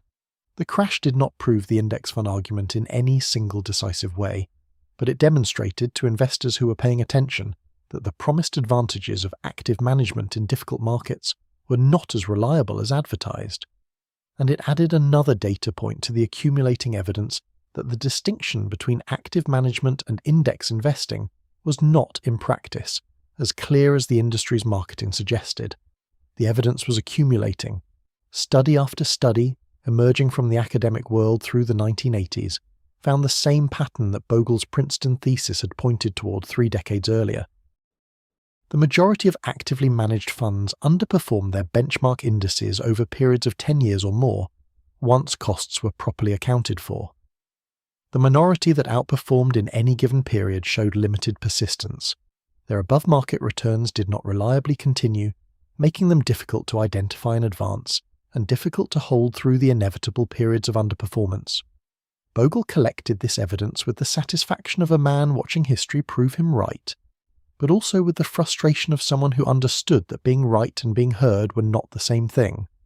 The industry had powerful incentives to resist the argument.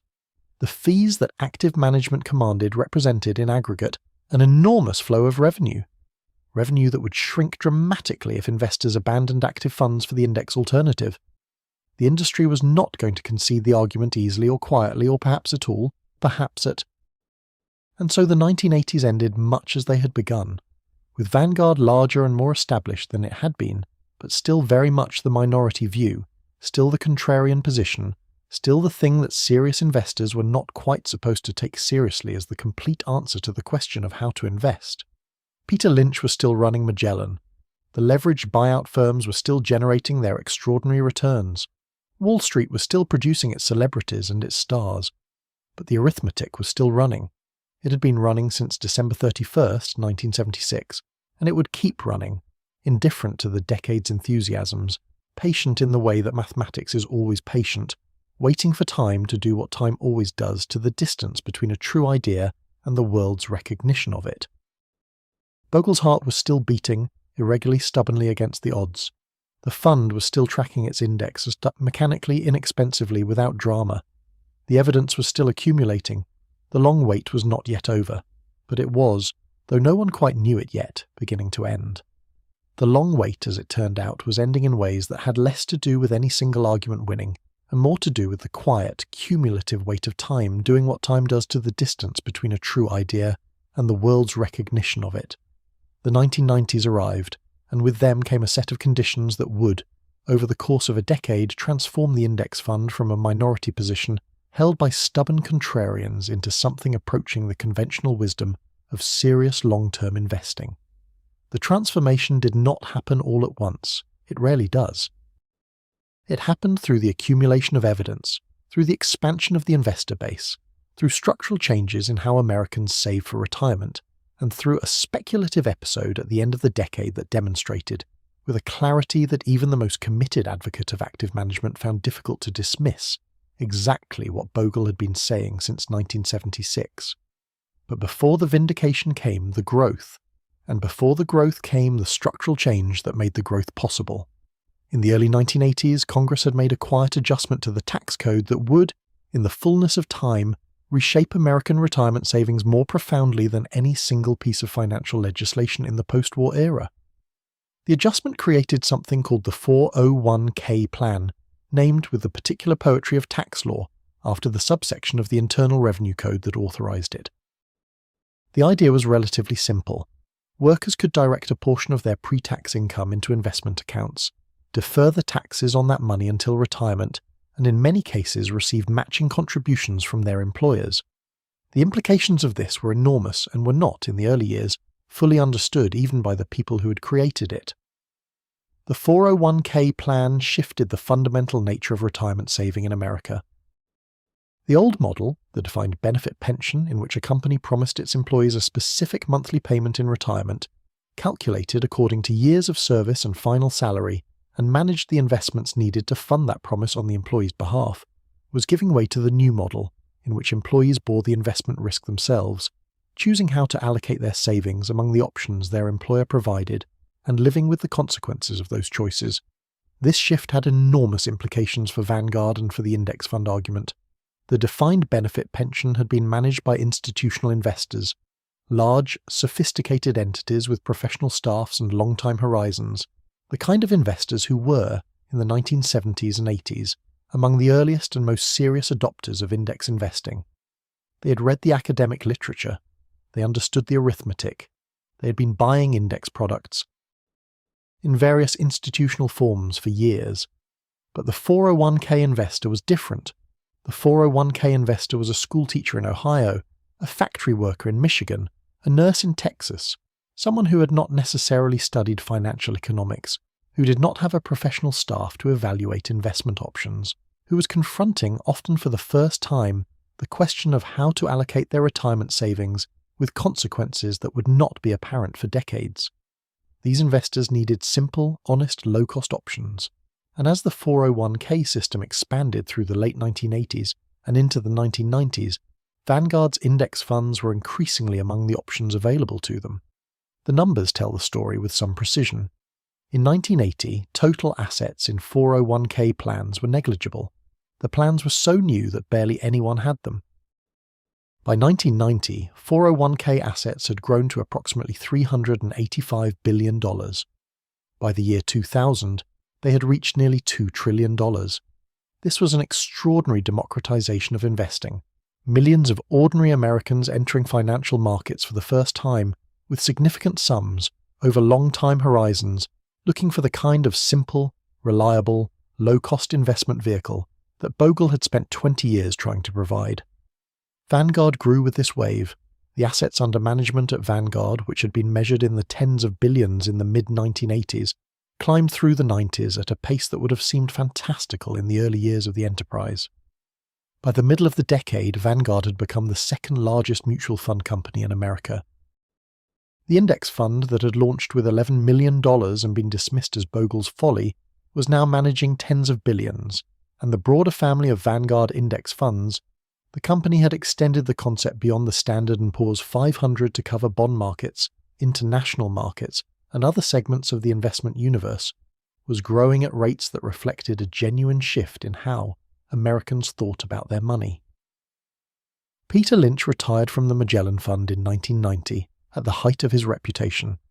His departure created, almost inadvertently, a natural experiment.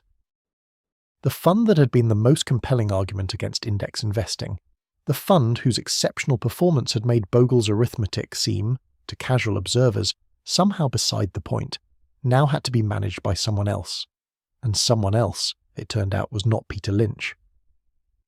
The fund's performance after Lynch's departure was more ordinary, more consistent with the broad pattern that academic research had been documenting for years. Active funds, on average, and over time, failing to sustain the kind of outperformance that their fees required to justify themselves. This was not a criticism of Lynch's successors. They were capable professionals operating under the same constraints that all active managers face.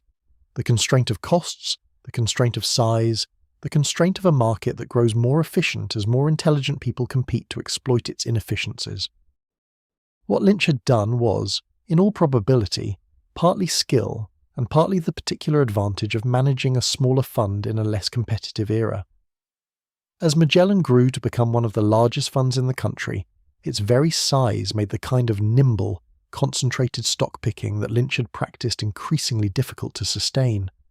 The fund that had beaten the market for 13 years began, after Lynch, to track it rather more closely than its fees warranted. The data that was accumulating through the 1990s was making the pattern undeniable to anyone willing to look at it carefully. Morningstar, the investment research firm, was by now systematically tracking the performance of mutual funds and publishing the results in ways that made comparison straightforward. What the data showed, year after year, was the pattern Bogle had predicted from the arithmetic. In any given year, a minority of actively managed funds outperformed their benchmark index. Over 5 years, the minority shrank. Over 10 years, it shrank further. Over 15 or 20 years, the overwhelming majority of actively managed funds had delivered less to their investors, after fees, than a simple index fund tracking the same market. But there was a subtlety in this data that Bogle was particularly careful to explain, because without it the picture was actually less clear than the raw numbers suggested. The subtlety was survivorship bias. When Morningstar or any other research organisation calculated the average performance of actively managed funds, they were typically calculating it using only the funds that still existed at the end of the measurement period. The funds that had failed, that had performed so badly they had been quietly closed or merged into other funds, were not included in the average. And because failing funds, by definition, had delivered very bad returns, excluding them made the average performance of active funds look considerably better than it actually was. Think about what this means. Imagine you are trying to assess the average performance of a group of runners in a long race. You measure the finishing times of all the runners who complete the race, but some runners drop out, exhausted, injured, simply unable to continue. If you exclude the dropouts from your average, your calculation of the average finishing time will be faster than it really was, because the slowest runners, the ones most likely to have inflated the average time, have been removed from the calculation. Survivorship bias in mutual fund performance data worked exactly this way. The funds that were closed or merged were predominantly the worst performing funds. Excluding them from historical performance averages made active management look better than it was. When researchers corrected for survivorship bias, when they included in their analyses not just the funds that survived, but the full population of funds that had existed at the start of the measurement period, the active management underperformance was even more pronounced than the raw data suggested. Bogle explained this, patiently and repeatedly, in the books and essays and speeches that were accumulating through the 1990s into one of the most substantial bodies of public writing on investment practice that any single person had produced. Common Sense on Mutual Funds, published in 1999, was the most comprehensive statement of his views, a thorough, systematic, evidence-based argument for low-cost index investing that drew on decades of data and decades of experience inside the industry he was critiquing. It became, in investment circles, something close to a foundational text. But even as the evidence accumulated and the argument clarified and Vanguard grew into something that could no longer be dismissed as a fringe experiment, the 1990s produced one more episode that temporarily made the index fund argument harder to hear, and then, in its collapse, made it impossible to ignore. The episode was the dot-com bubble. Through the latter half of the 1990s, the American stock market entered a speculative fever that bore in its broad outlines a disquieting resemblance to the 1920s bull market that Bogle's birth year had coincided with. The internet was real, and the transformation it was beginning to work on commerce and communication, and virtually every other aspect of modern life was genuine. The question was not whether the internet mattered, but how much any particular internet company was worth, and that question, in the atmosphere of the late 1990s, was being answered with a collective enthusiasm that bore increasingly little relationship to the fundamentals of business valuation. Companies that had never earned $1 of profit, that in some cases had never earned $1 of revenue, were achieving stock market valuations in the billions. The metrics that had traditionally been used to assess the value of a business, earnings, cash flow, the relationship between price and some reasonable estimate of future profitability, were dismissed, in the language of the moment, as the thinking of people who did not understand the new economy. The new economy was different. The old rules did not apply. The companies that were building the infrastructure of the digital future deserved to be valued on a different basis, one that gave credit not for what they had earned, but for what they might eventually earn in a world that had not yet been created. Active fund managers who had been running growth-oriented portfolios through the mid-90s had been buying these companies as they rose, and their rising prices had generated performance numbers that made the index fund look, once again, inadequate. Funds that were heavily weighted toward technology and internet companies were posting annual returns of 40, 50, 60% in the late years of the decade. The Standard & Poor's 500 index was itself performing extraordinarily well. It returned over 28% in 1998 and over 20% in 1999. But some active funds were substantially outperforming even those exceptional numbers by concentrating in the sectors that were driving the bubble. Investors poured money in.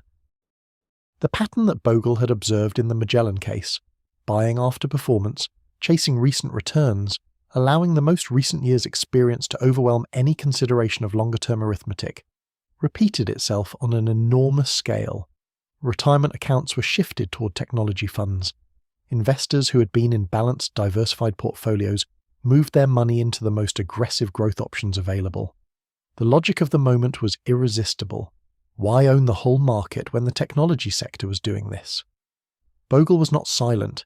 He said, with the calm of a man who had seen this before and understood what it meant, that the valuations being assigned to technology companies bore no reasonable relationship to any plausible estimate of their future earnings. He said that the extraordinary returns of recent years were not a reason to expect extraordinary returns in future years, that in fact the mathematical relationship ran the other way. The abnormally high recent returns were more likely to proceed below average future returns than above average ones, as prices that had risen far above fundamental value eventually reverted toward it. He said, as he had been saying for 23 years, that the simple act of owning the market at minimal cost and holding it patiently, through whatever enthusiasm or panic the moment produced, was the wisest strategy available to most investors. He was not particularly popular for saying these things in 1999. Then the bubble broke. Beginning in March of 2000 and accelerating through 2001 and into 2002, the technology-heavy Nasdaq Composite Index fell from its peak of over 5,000 to a low of under 1,200, a decline of more than 75%. Companies that had been worth billions became worth millions. Or nothing. The investors who had moved their retirement savings into aggressive growth funds in pursuit of the returns of the late 90s watched those savings contract by half, or more, in a period of less than 3 years. The Vanguard 500 index fund fell too. The Standard & Poor's 500 was not immune to the bear market of 2000 to 2002. It declined by roughly 50% from peak to trough, a serious and painful loss for anyone who owned it. Bogle never claimed that index funds did not fall in bear markets. They did, and they would, because they held the market and the market fell. What he claimed was that they fell no more than the market, and that they recovered with the market, and that the costs they saved in good years and bad years compounded over time into meaningfully better outcomes than actively managed alternatives. The bear market of 2000 to 2002 demonstrated something else as well.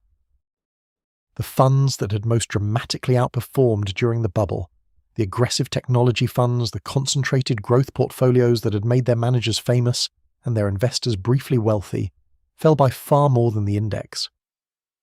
The concentration that had produced extraordinary gains in the rising market produced extraordinary losses in the falling one. Investors who had chased performance into these funds, who had moved money in at the height of the enthusiasm, experienced losses that in some cases wiped out not only the gains of the bubble years, but the accumulated savings of the decade before them. The index fund investor who had stayed the course, who had owned the Standard & Poor's 500 through the entire period, buying steadily through both the bubble and the crash, ignoring the temptation to shift toward the concentrated funds that seemed to be doing better, had experienced a serious bear market. But they had not experienced the catastrophic additional losses that came from concentration and performance chasing. And when the market recovered, as markets do, they recovered alongside it, fully and proportionally, without the additional drag of fees incurred during both the rising and falling periods. The early 2000s were, in this way, a kind of clarifying moment.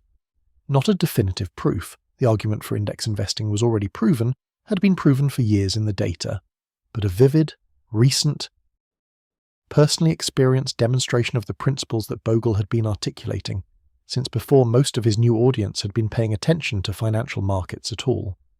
Bogle himself had, in 1996, received the heart transplant that had been, for years, the only remaining solution to his deteriorating cardiac function. He was 67 years old when he received his new heart, after years of increasingly serious illness, and after several episodes that had brought him close enough to death that the transplant felt less like a medical procedure than a second life. The transplant was successful. He recovered. And in the characteristic way of Jack Bogle, recovery meant returning to work, writing, speaking, arguing, building the institutional and intellectual legacy that he understood, perhaps more clearly than ever after his brush with mortality, was the most important thing he had left to do. The 1990s ended with Vanguard transformed from a curiosity into a giant, the second largest mutual fund company in America, managing more than $500 billion, its index funds owned by millions of investors in retirement accounts and taxable accounts, and institutional portfolios across the country. The argument that Bogle had made in his Princeton thesis, that he had institutionalized in Vanguard's structure, that he had embodied in the first index investment trust, had not yet won the debate entirely. Active management was not dead. The fund industry still managed trillions of dollars in actively managed products and still earned billions in fees from doing so. But the terms of the debate had shifted permanently. The burden of proof had moved.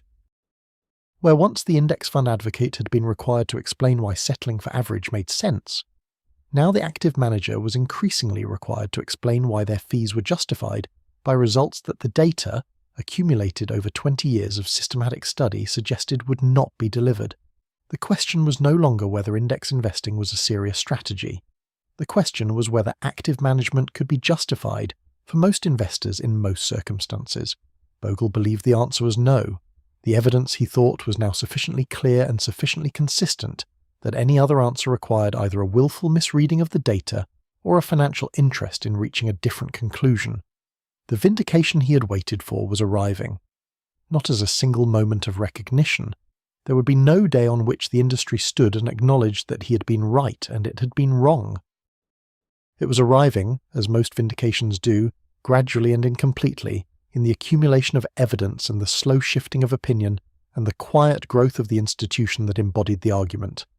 It was enough. For a man who had always been willing to wait for the arithmetic to do its work, it was more than enough. There is a particular kind of complexity that attaches itself to the later chapters of a life spent building something. The building is done, or at least the essential building is done, and what remains is to watch what you built become something larger than you imagined, something that operates according to its own momentum, something that the world has claimed as its own in ways that do not always match the original vision. This is not tragedy. It is simply the nature of institutions that outlive the specific intentions of their founders. But for a man like Jack Bogle, a man whose entire professional life had been organized around a set of convictions held with unusual clarity and unusual stubbornness, the experience of watching Vanguard grow beyond his direct control carried complications that the simple story of triumph does not quite capture. He had received his new heart in February of 1996, after years of serious cardiac illness that had made each additional year of work feel like something borrowed rather than assumed. The transplant gave him back a physical capacity he had not had for a long time. Energy, endurance, the ability to sustain the pace of work that his temperament demanded. He was 67 years old, and by any reasonable measure he had already accomplished more than most people accomplish in a full and healthy lifetime. He had founded an institution. He had pioneered a product that was changing the financial lives of millions of people. He had written and spoken and argued his way into a position of genuine intellectual influence in a field that had once mocked him. And yet the transplant did not produce in him any inclination to slow down or to settle into the role of honoured elder statesman that his record might have warranted. It produced instead what it had always produced in him: more work, more writing, more argument, more determined insistence on the ideas that had organised his life. He returned to Vanguard with his new heart and his old convictions, and if he expected the institution he had built to receive him as the embodiment of those convictions, what he found instead was more complicated. The board of Vanguard had, in the years of his most serious illness, been preparing for a transition that his health made inevitable. Jack Brennan, who had been groomed as Bogle's successor, assumed the chief executive role in 1996, the same year as the transplant, a coincidence of timing that was not entirely coincidental. The transition had been anticipated, planned, managed with the kind of institutional care that Bogle himself had always brought to Vanguard's operations. It was, by any conventional measure, an orderly and appropriate succession. Bogle retained a role. He was named senior chairman and later president of the Bogle Financial Markets Research Center, which was established within Vanguard as a kind of institutional home for his continued writing and research. He remained physically present at the Valley Forge campus, visibly associated with the organization whose name had become, in the minds of millions of investors, synonymous with everything he believed. He was not pushed out in the way he had been pushed out of Wellington Management 22 years earlier.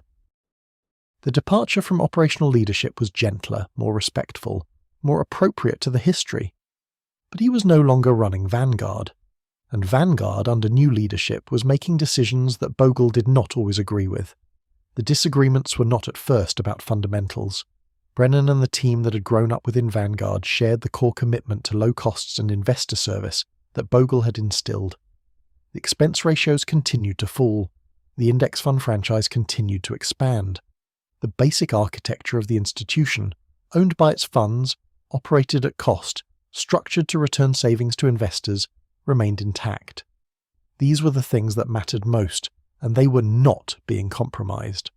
The disagreements were about direction, about emphasis, about the question of what Vanguard should become as it grew from a large institution into an enormous one. and they crystallized with particular sharpness around a financial innovation that was, in many ways, a direct descendant of Bogle's own creation, an innovation that took the index fund concept and altered it in ways that Bogle believed fundamentally changed its character. The Exchange-Traded Fund, or ETF, had been introduced to American investors in 1993, when State Street Global Advisors launched a product tracking the Standard & Poor's 500 that traded on a stock exchange like an ordinary share. The innovation was structural. An ordinary index fund of the kind Bogle had created could only be bought or sold at the end of the trading day at the price calculated after the market closed. An exchange-traded fund could be bought and sold throughout the trading day at prices that fluctuated in real time as the market moved, just like the shares of any individual company. This seemed, on the surface, like a straightforward improvement: more flexibility, more liquidity, lower costs in some structures. The financial industry embraced it with enthusiasm. By the early 2000s, exchange-traded funds were multiplying rapidly, tracking not just broad market indices but sectors, industries, commodities, international markets, investment factors, and combinations of all of these. The ETF had become the innovation of the moment, and every major financial institution was developing its own lineup. Vanguard launched its own exchange-traded funds in 2001, beginning with a share class structure that allowed the same underlying index portfolios to be accessed either as traditional mutual funds or as exchange-traded products. The decision made competitive sense. The ETF market was growing rapidly, and Vanguard's cost structure gave it genuine advantages in that market. Staying out of exchange-traded funds entirely would have ceded ground to competitors without any corresponding benefit to investors.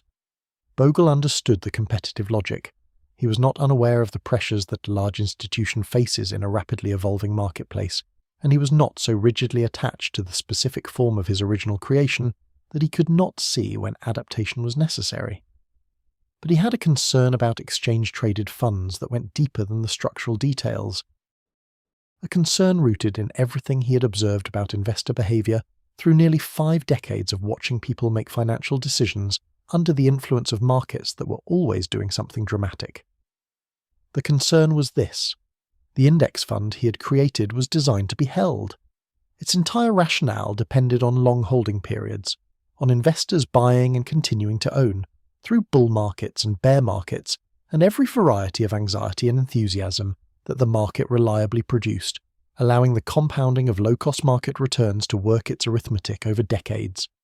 The behavior that destroyed the benefit of low-cost investing was trading, buying and selling in response to market movements, chasing recent performance, responding to fear or greed with transactions that reset the cost basis and, in taxable accounts, triggered tax liabilities. The exchange-traded fund, by making it possible to buy and sell index funds throughout the trading day at real-time prices, was not merely providing flexibility. It was, Bogle believed, providing temptation. It was taking a product designed for patient long-term holding and placing it in a structure optimized for short-term trading. The fact that the product could be traded throughout the day did not mean it should be, but human beings, in Bogle's long observation of them, tended to use the tools available to them, and a tool that made trading easy was a tool that would produce trading, regardless of whether trading served the investor's long-term interests. He said this publicly, and he said it repeatedly, and he said it with the particular willingness to be inconvenient that had characterized his public statements throughout his career. He was not attacking Vanguard's decision to offer exchange-traded funds. He understood why the institution had made that decision, and he accepted that reasonable people could weigh the trade-offs differently. But he was insisting, with characteristic persistence, on the distinction between what exchange-traded funds could be used for and what they were being used for, and on his belief that the marketing of ETFs was encouraging trading behavior that would diminish their investors' long-term returns. The disagreement about exchange-traded funds was, in some ways, a specific instance of a broader concern that occupied Bogle increasingly through the 2000s and into the 2010s. It was the concern about scale. Vanguard had grown by the middle of the first decade of the new century into one of the largest financial institutions in the world. The assets under its management were measured not in billions, but in trillions. The index funds it managed owned significant percentages of virtually every major publicly traded company in America. and as Vanguard grew, it was joined in the index fund business by competitors of comparable scale, BlackRock. Through its iShares ETF lineup and State Street Global Advisors, through its SPDR products, until the three firms collectively owned, through their index funds, enormous fractions of the outstanding shares of essentially every significant American corporation. This concentration of ownership was something that had no historical precedent. In the old model of equity ownership, shares were held by many different investors: individuals, pension funds, insurance companies, actively managed mutual funds, each making their own independent judgments about value and exercising their own independent rights as shareholders. The diversity of ownership meant the diversity of perspective, and the diversity of perspective was part of what made markets function as mechanisms for price discovery and corporate accountability. But when three index fund giants collectively own 8, 10, 12% of every major American company, the nature of ownership changes. Index funds, by their nature, cannot sell the shares of companies they disagree with. They must hold whatever the index holds, in whatever proportions the index dictates. This means their ownership is permanent in a way that no other form of institutional ownership is permanent, and it means the governance influence they could theoretically exercise is enormous, affecting every major American corporation simultaneously. Bogle raised these questions carefully, acknowledging that he had no simple answers. He was not arguing that index funds were wrong to have grown as they had. The growth was the direct consequence of the argument he had been making since 1976, the natural result of investors responding rationally to the evidence about costs and long-term returns. But he was insisting, with the intellectual honesty that had always been his most essential quality, that the success of index investing had created conditions whose implications had not been fully thought through, and that the financial world owed it to itself and to the investors it served to think through them carefully. He also, in these later years, turned a critical eye on the broader fund industry's evolution in ways that went beyond the specific questions of ETFs and concentration. The industry he had spent his career inside and critiquing had changed in ways both positive and troubling. On the positive side, costs had fallen dramatically, not just at Vanguard but across the industry, as the competitive pressure of Vanguard's low-cost model had forced other fund companies to reduce their fees in order to compete. The average expense ratio of an equity mutual fund had declined significantly from the levels of the 1970s and 80s. Millions of investors were paying less for their investments than they would have paid without Vanguard's existence. This was real and substantial, and a direct consequence of everything Bogle had built. But the industry had also grown in ways that multiplied complexity and, in Bogle's view, created new opportunities for the financial system to enrich itself at investors' expense. The proliferation of specialized funds, sector funds, thematic funds, leveraged and inverse funds, funds tracking increasingly exotic indices constructed according to increasingly elaborate methodologies, represented, in his view, a kind of corruption of the original index fund idea.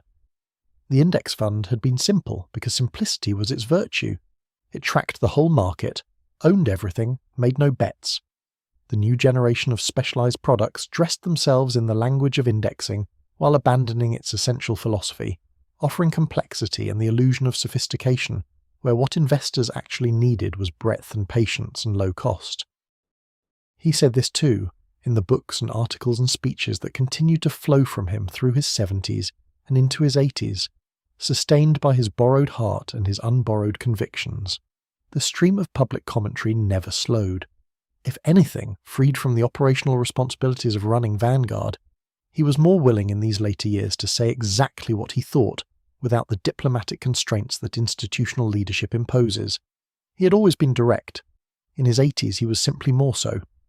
The relationship between Bogle and the institution he had founded settled, over time, into something that was more complicated than either estrangement or harmony. He was proud of Vanguard, genuinely deeply proud of what it had become and what it had done for the millions of investors who owned its funds. He knew that the expense ratios being charged, the assets being managed at cost, the returns flowing to investors rather than to outside owners, all of this represented the fulfillment of the vision he had articulated in 1974 in ways that exceeded anything he had dared to hope for in those early years. He knew that Vanguard's growth had changed the competitive dynamics of the entire fund industry, forcing costs down for investors everywhere, not just at Vanguard. And yet he retained, to the end, the independence of judgment that had always been his defining characteristic. He did not become a simple celebrant of what Vanguard had built. He remained a critic, careful and evidence-based and fundamentally affectionate, but genuinely critical, insisting, even about the institution he had founded, that the question of whether it was actually serving its investors as well as it could was always worth asking, and that the comfort of success was no reason to stop asking it. This independence was perhaps the most important legacy of his later years. He had spent his entire career arguing that the financial industry needed honest critics, willing to ask uncomfortable questions in the face of institutional and commercial pressures to stay quiet. He had been that critic himself, from the outside and then from within. In his later years, he extended that role to the institution that bore his philosophy, demonstrating that principle was not a quality that applied only to one's opponents, but to everything one had built and everything one had become. He was not an easy man. He had never been an easy man. The stubbornness that had sustained him through the firing from Wellington and the founding of Vanguard, and the years of mockery and the long wait for vindication was the same stubbornness that made him, in his later years, unwilling to simply accept the triumph and fall silent. He kept arguing. He kept asking the uncomfortable questions. He kept insisting that the investor's interest was the only interest that mattered, and that every financial institution, including his own, needed to be measured against that standard continuously and honestly.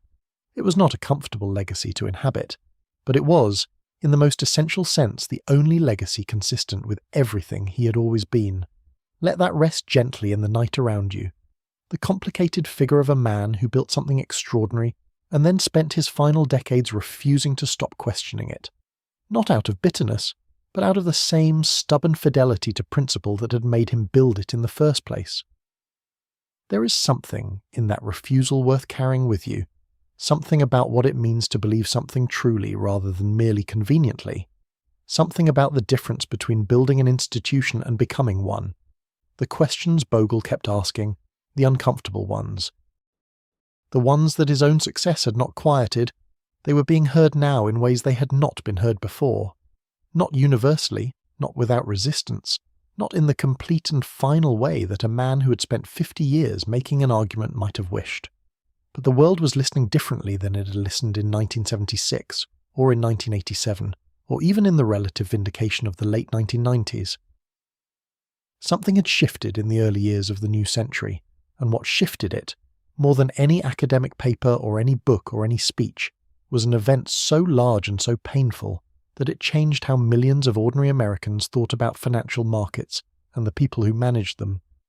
The financial crisis of 2008 was not, in its origins, primarily a story about mutual funds or index investing. It was a story about mortgage lending and structured finance, and the particular genius of a financial system for finding new ways to concentrate risk while appearing to distribute it.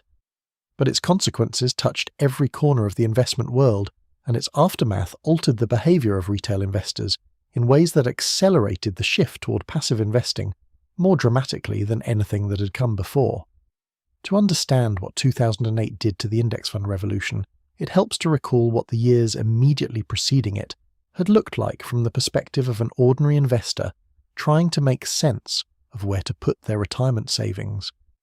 The early 2000s had brought the dot-com collapse, and that collapse had been educational in the way that painful losses are always educational. It had reminded investors of the dangers of concentration, of performance chasing, of the willingness to suspend ordinary standards of valuation in the face of a compelling story. Many investors had drawn the right lessons from that experience, moving toward broader diversification and lower-cost products. But by the middle of the decade, the lessons were fading, as lessons from financial pain tend to fade when the markets recover and new opportunities present themselves. A new story had taken hold, not technology this time, but real estate, and the financial products built upon real estate, and the broader narrative of a financial system so sophisticated and so well engineered that it had effectively abolished the old risks of lending money to people who might not be able to repay it.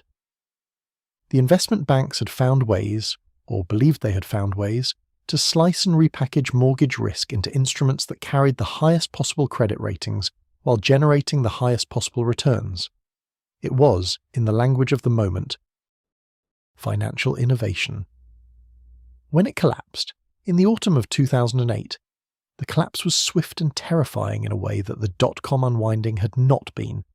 Lehman Brothers failed on September 15, 2008, the largest bankruptcy in American history to that point, a firm that had existed for over 150 years simply gone in a single morning. The money market funds that millions of investors used as safe harbor accounts briefly lost value, an event so far outside normal experience that it had its own phrase, breaking the buck. Credit markets froze. The stock market fell nearly 40% from its peak in a matter of weeks. The Troubled Asset Relief Program, the Federal Reserve's emergency interventions, the government's effective nationalization of several major financial institutions, all of this unfolded in the final months of 2008 with a speed and a drama that left even the most sophisticated financial observers struggling to keep up. And ordinary investors, watching their retirement accounts contract by 30 or 40% in real time, experienced something that went beyond the ordinary discomfort of a bear market. They experienced a loss of faith in the financial system, in the institutions that managed their money, in the fundamental premise that professional management could be trusted to look after their interests. This loss of faith was, paradoxically, one of the most important events in the history of index investing. When investors lost faith in active managers, when the crisis demonstrated with brutal clarity that the sophisticated professionals who'd been collecting substantial fees to manage risk had in many cases been accumulating it instead, that the complexity of modern financial products had served the interests of their creators rather than their purchasers, that the entire apparatus of active management had failed to protect ordinary investors from catastrophic loss, many of them turned, almost by instinct, to the simplest possible alternative, the fund that made no promises about outperformance, the fund that charged almost nothing, the fund that simply held the market and let the market determine the outcome. Flows into index funds accelerated sharply in the years following 2008. The money that left actively managed funds did not return in the quantities that the active management industry had hoped for. Investors who had experienced the crisis firsthand, who had watched the value of their retirement accounts devastated by a financial system whose complexity they had never fully understood, were not in the mood for complexity. They wanted simplicity. They wanted transparency. They wanted to be able to understand in plain language what their money was invested in and how much it was costing them. Vanguard provided this, and Vanguard grew, in the years after 2008, at rates that made even its substantial growth of the 1990s seem modest.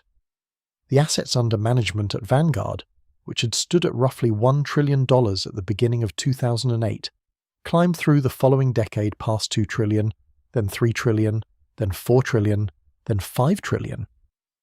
By the time of Bogle's death in January of 2019, Vanguard was managing more than $5 trillion on behalf of more than 20 million investors, a figure so large that it required a moment of quiet contemplation to absorb.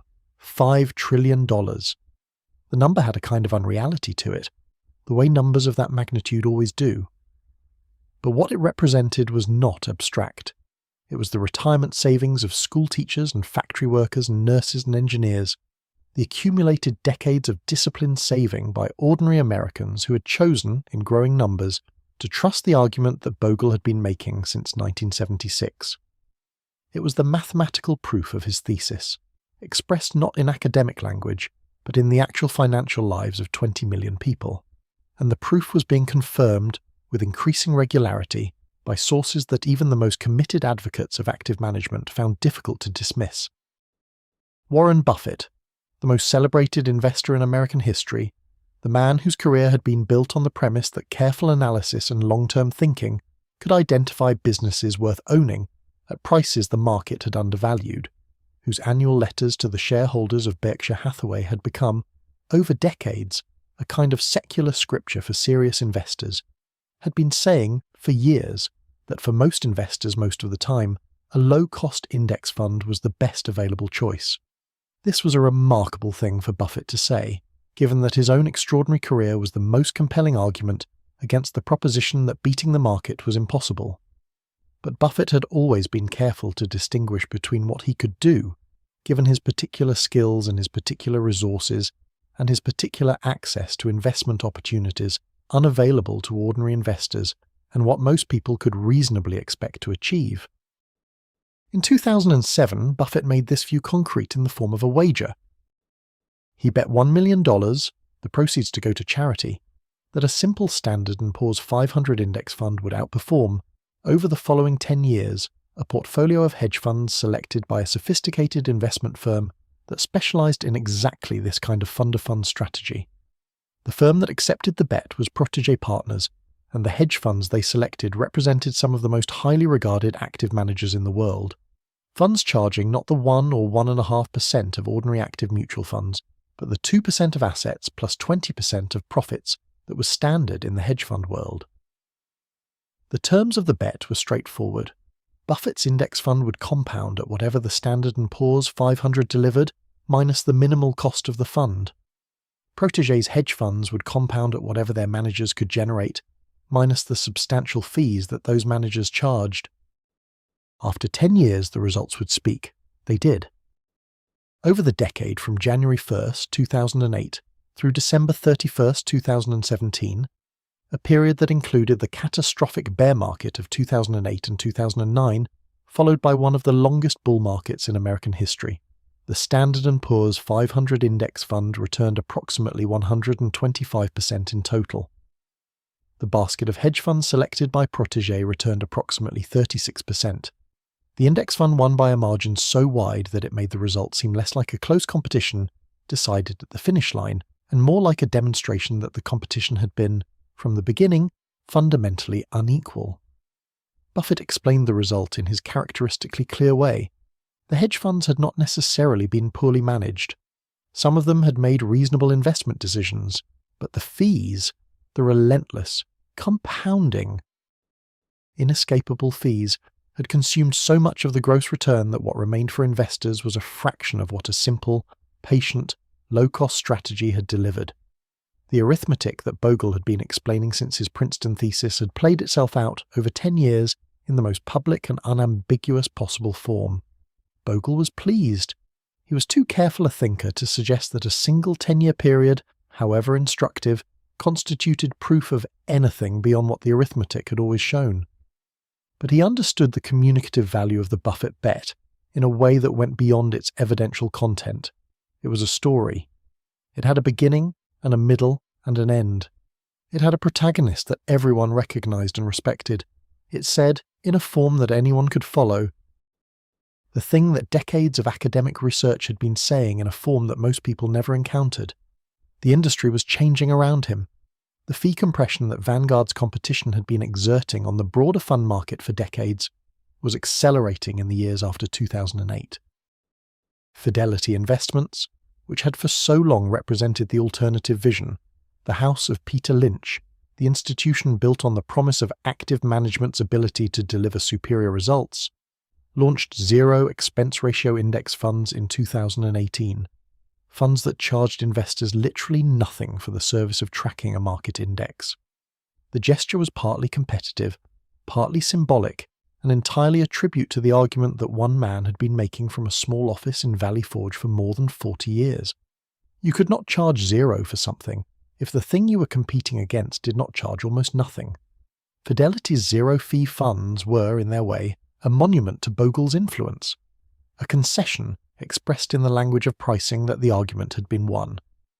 By the final years of his life, the numbers documenting the shift were everywhere.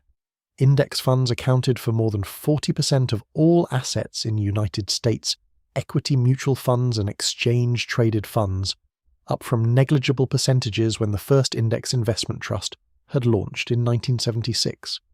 Net flows into passive funds had exceeded net flows into active funds every single year for more than a decade.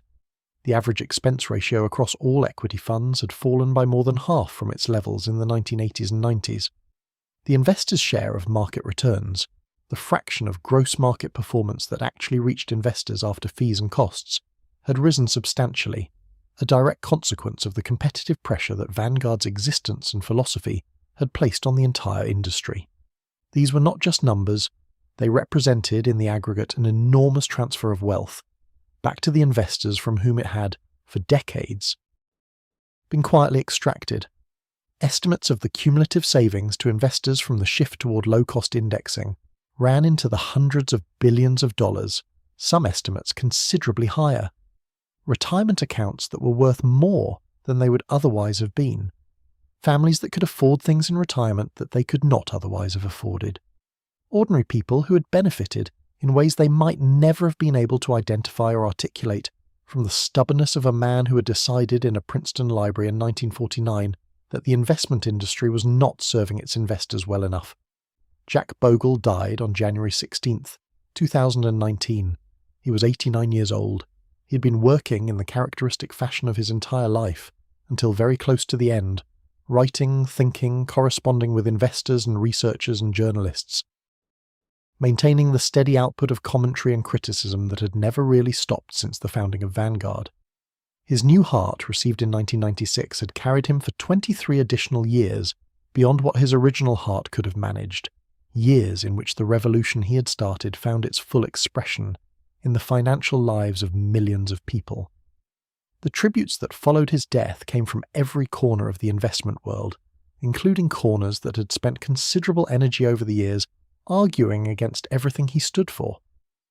The testimony was remarkably consistent across people who had known him well and people who had known him only through his work, across advocates and opponents, across the academically inclined and the practically focused.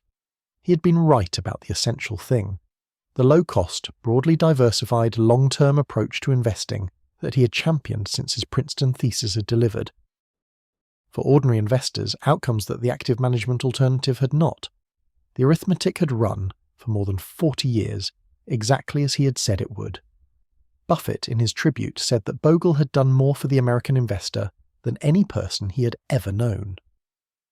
This was a remarkable statement from a man who had made many remarkable statements over many decades, and it was remarkable precisely because it came from someone whose own career represented in some sense the opposite of what Bogle had preached. Buffett had beaten the market spectacularly and over a very long time, but he knew, and had always been willing to say clearly, that most people could not do what he had done, and that for most people the honest, simple, low-cost approach that Bogle had built his life around was the best available answer to the question of how to participate in the long-term growth of American enterprise. What Bogle believed, at the end, was something that had never really changed from what he had believed at the beginning. He believed that the stock market existed to direct capital toward productive uses, and that investing, real investing, the patient ownership of businesses over long periods, was a genuinely valuable activity that served both the individual investor and the economy as a whole. He believed that the financial industry, as it had evolved, had interposed too much of itself between the market's returns and the investors who were entitled to them, taking too much in fees, generating too much in unnecessary activity, serving its own interests at the expense of the people it was supposed to serve. And he believed that the remedy was simple, almost embarrassingly simple. Own the market, keep costs low, stay the course, and let time do the work that time always does for the patient investor. It was not a complicated message. It had never been a complicated message. The difficulty had never been in understanding it, but in believing it, in accepting that something so simple could be, in a world that rewarded complexity and celebrated sophistication, genuinely the best answer available. In a financial world full of people offering to do something special with your money, the man who said no one could reliably do anything special, and that the attempt would cost you more than it was worth, was not an easy man to listen to, but he had been right. Stubbornly, patiently, against decades of resistance and mockery and institutional inertia, he had been right. And the revolution he had made, quietly, without drama, through the simple act of building an institution that embodied an honest idea and refusing over 50 years to abandon it, had changed the financial lives of more people than perhaps any single financial innovation in the history of American investing. The arithmetic had run, and it had run exactly as he always knew it would. And so we rest here gently at the end of a long and quiet journey. We have travelled together through a life organised around a single honest idea, that ordinary people deserve to keep what they earn, that simplicity is not a consolation but a wisdom, that patience, practiced without apology, is among the most powerful forces available to anyone who has something worth protecting. You do not need to remember the details. Let them go if they are already drifting. What remains when the details dissolve is something simpler and more durable. The feeling of a life lived in alignment with its convictions. The knowledge that one stubborn person, holding one true idea, can quietly change the world for millions of people who will never know his name. That is enough. More than enough. Somewhere tonight, in accounts and retirement funds and quietly compounding portfolios, the arithmetic is still running, patient and indifferent and steady the way true things always are. And you are here, breathing slowly, your body heavy and warm, the night gathered around you like something kind. There is nothing you need to do, nothing you need to decide or remember or protect. Just let the story settle. Let your breath slow. Let the darkness hold you. You can rest now.